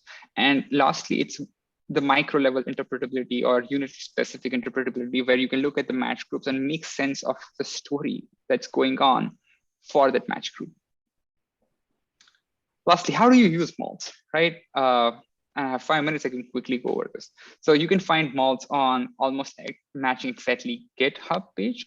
I have shared my Google Slides link with all of you. All of you should have this link if you want to use it. Using with Python is super easy. It's a quick pip install, like 1 line. And then the API is also very easy, right? So once you import PyMalls, all you need to do is say what your outcome is and what column is your outcome and what column is your treatment, and then give the data. That's it. It's like 1 line, and then it will give you the match groups and the treatment effect for each match group, along with the uncertainty intervals. Super easy to use, super convenient for both statisticians and non-statisticians in different areas. The almost matching exactly lab group comprises of now 2 PhD students. Earlier there were 3, Marco, Vito, and me. And the PIs are Cynthia. I guess you all know Cynthia, she's super famous. Alex and Sudeepa. Sudeepa is a database person. She helps us make our methods really fast. And Alex is a stats guy who helps us with our theory. Lastly, all the pictures in the talk were actually clicked by me when I visited these villages in India, where the story I told you about, right? So I clicked them and I thank the nonprofits which allowed me to visit there and chat with locals over there. And thank you so much for listening to me. If you have any questions, I'm super happy to take that. Yeah, I have one, Harsh. This is Matt. Have you worked with any of the big microlending organizations? I mean, it sounded like you said India is made this a government thing, but like I know World Vision has Vision Fund that operates in lots of different countries. Are any of them picking this up to try to sort of prove out their effectiveness? I know they're not, but if you know anyone, please connect me. We are actively seeking collaborators, and we really want this word to go out, because we are interested in deploying this method for real high stakes precision problems where we can make some substantial impact. So please connect us if you have any connections.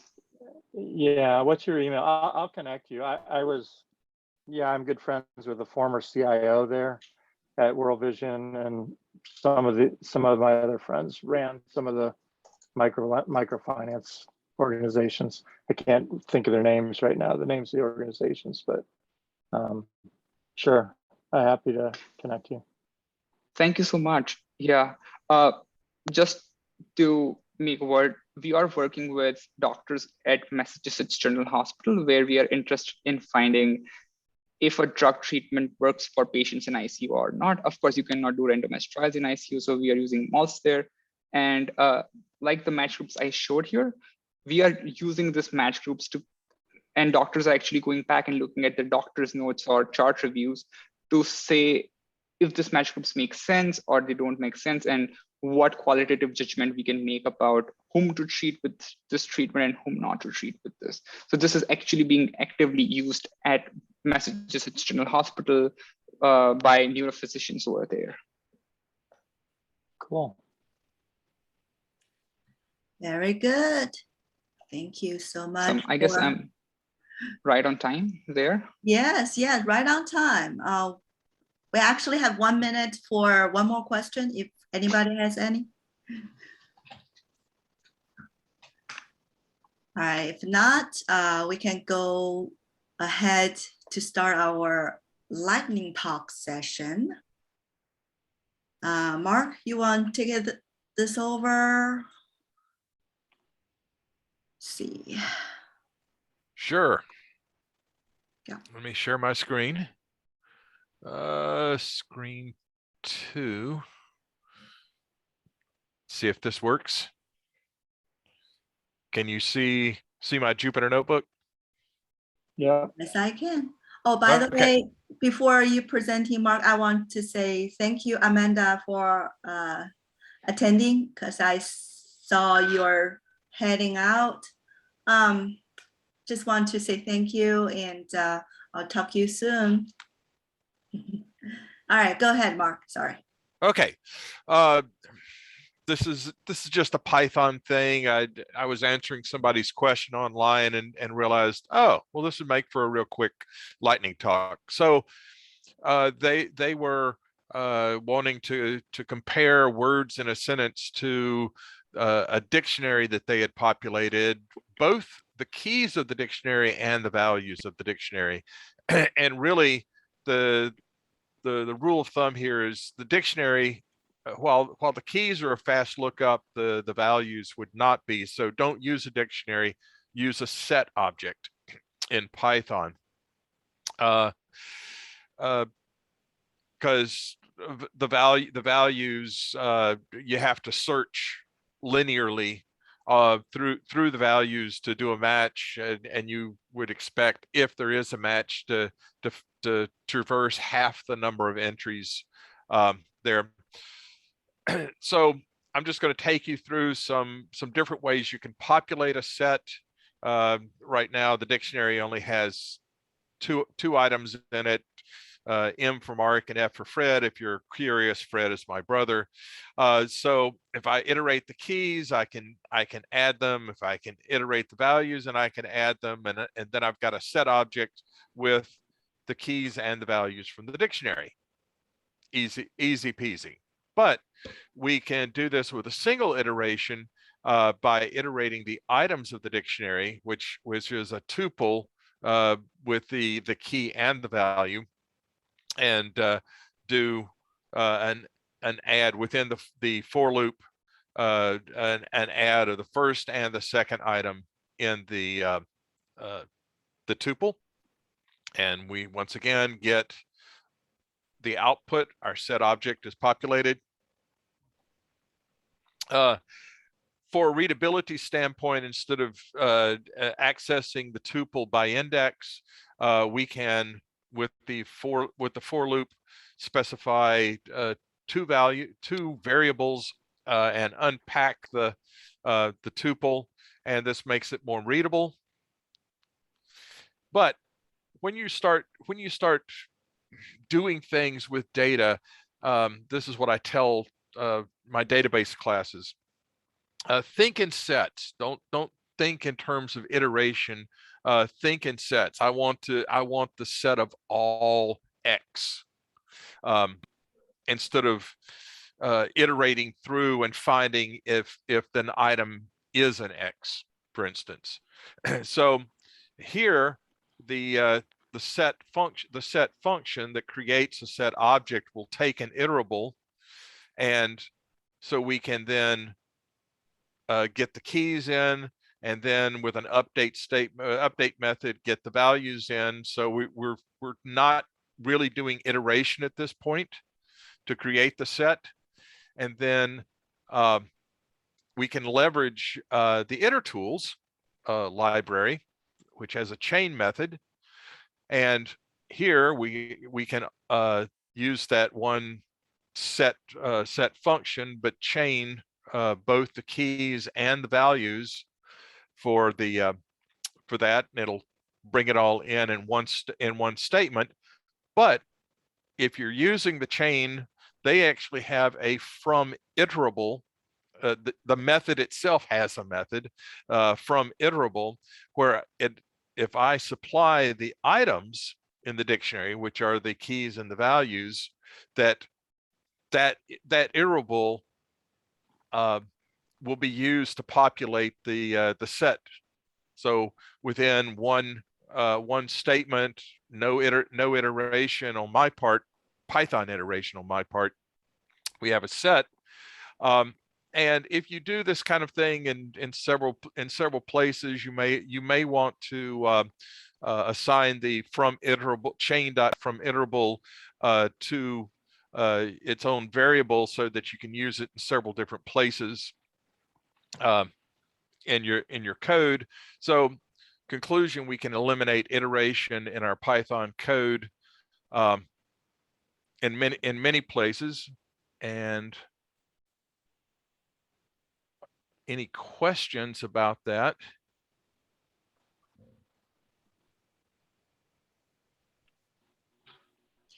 Yeah, I got one question for you, Mark. Yeah. Where did you start thinking? I mean, what inspired you, to play with this set in the first place? I mean. Oh, I was answering somebody's question online, and they had a dictionary, and they wanted to compare the words in their text to the keys and the values of the dictionary. So it was somebody else's problem.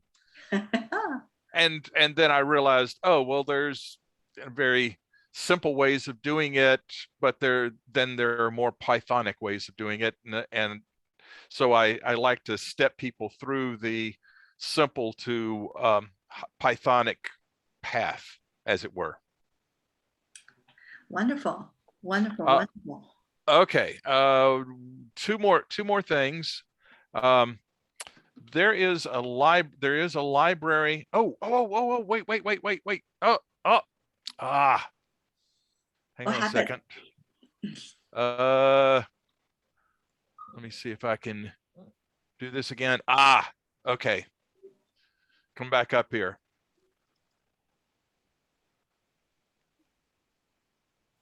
Oh no, what's my extension? Didn't you Oh, where are my extensions? Manage extensions. Oh. Codiga, gotta turn it on. There you go.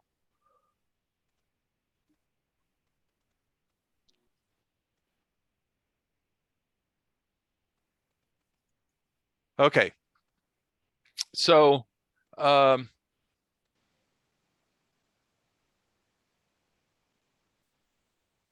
if this works right,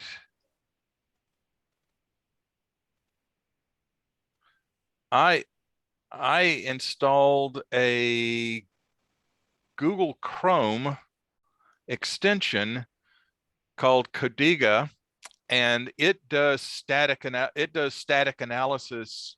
It originally designed to do static analysis of code in a GitHub repository, but it can also do static analysis in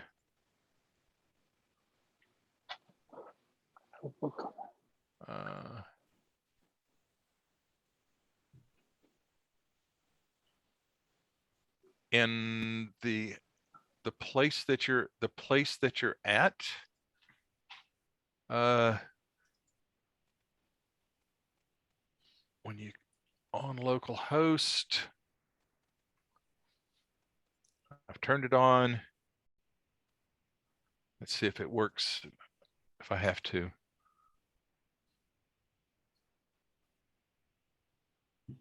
Are you losing all those running results from your notebook?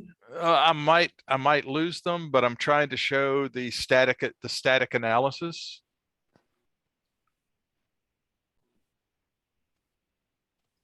Ah, there it is. Ah, here we go.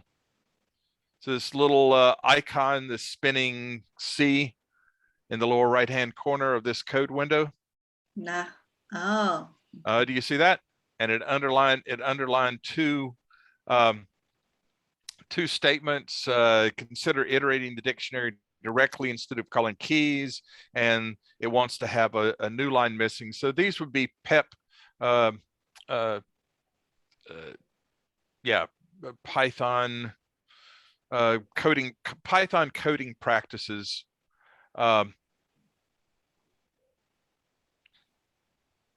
Interesting.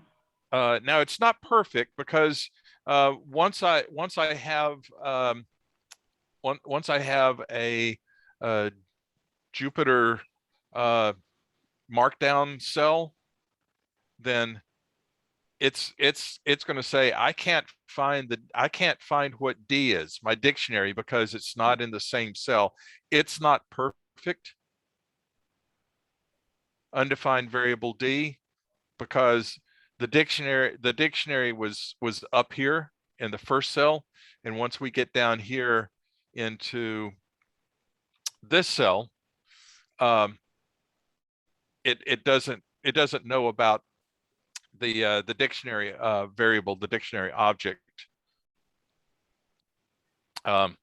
So it's a way of bringing static code analysis into either your browser, or whether it's Jupyter Hub, Jupyter Lab, or into your GitHub repository. It can go into your GitHub repository and do this same type of static analysis.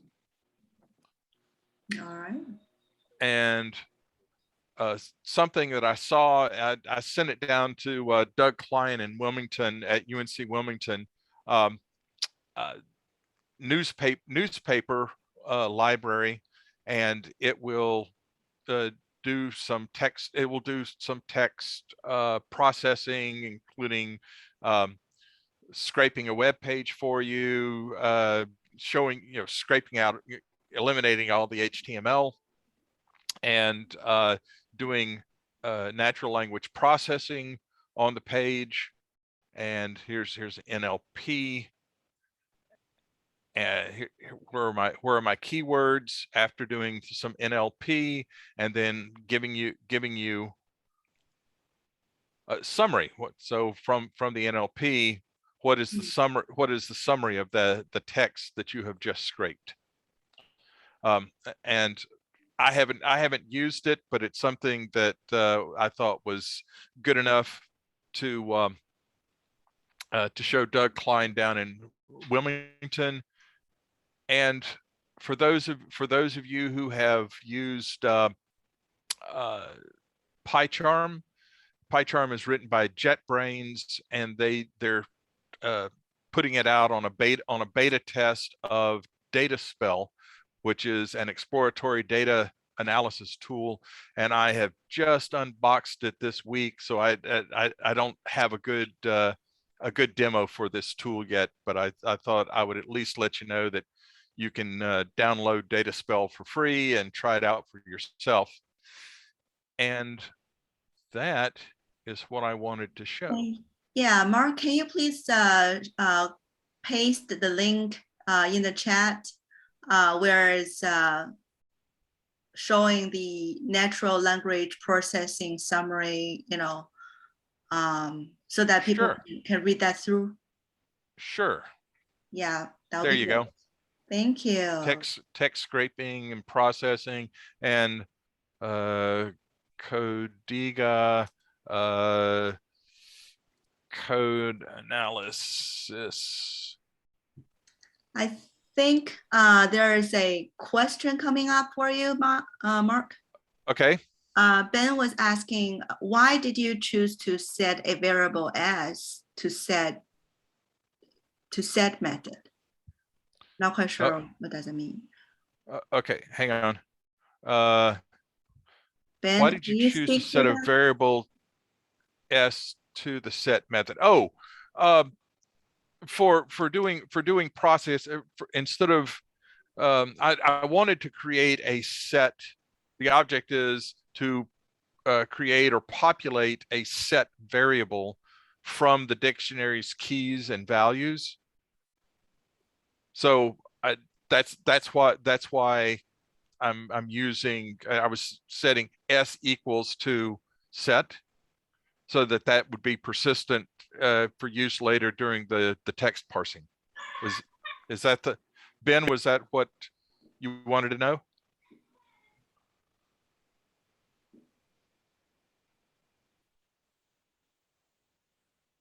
I think Ben is on mute. Okay, can you speak to that, Ben?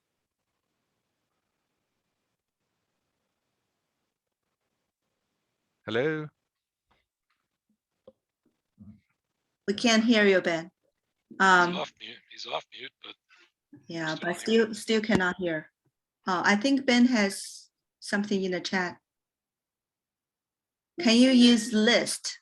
So there's a list function. Can you use list, Mark?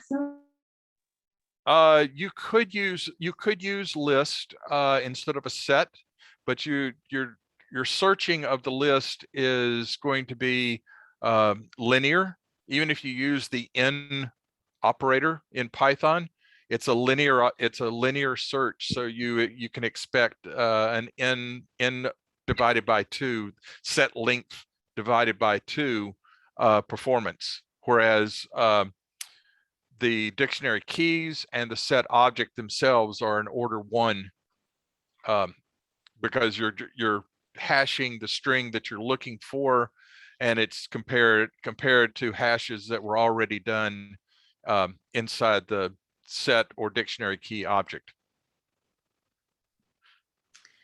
All right, I would love to talk more, but we are running out of time. Actually, we're already gone over 1 minute. So I would like to thank you all to, by attending this meeting. I'm so grateful everyone is keeping consistently attending.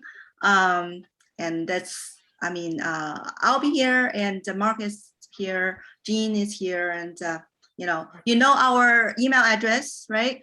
Any questions came up, please let us know from the meetup or from any contact information you'd like to have.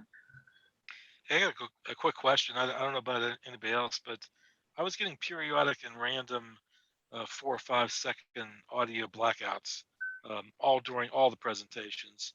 Did anybody else experience that, or is that just me? I'm good here. I don't see blackouts. Do you see any, Okay. I Mark? didn't have any interruptions or slowdowns this time. I've had them in the past, but this has been a good presentation. Okay. It must be It's my fine on my incoming. end. Cool. All right. Thanks, guys. Thanks for attending. By the way, our next meeting gonna be on this January the 9th, I believe. More to come, more to come. All right. Thanks, Thank Yali. you. Merry Christmas, Happy Thanksgiving, Happy New Year, Yeah. everyone. Happy New Year and Merry See Christmas. ya. Right. Bye-bye. Bye. Nice.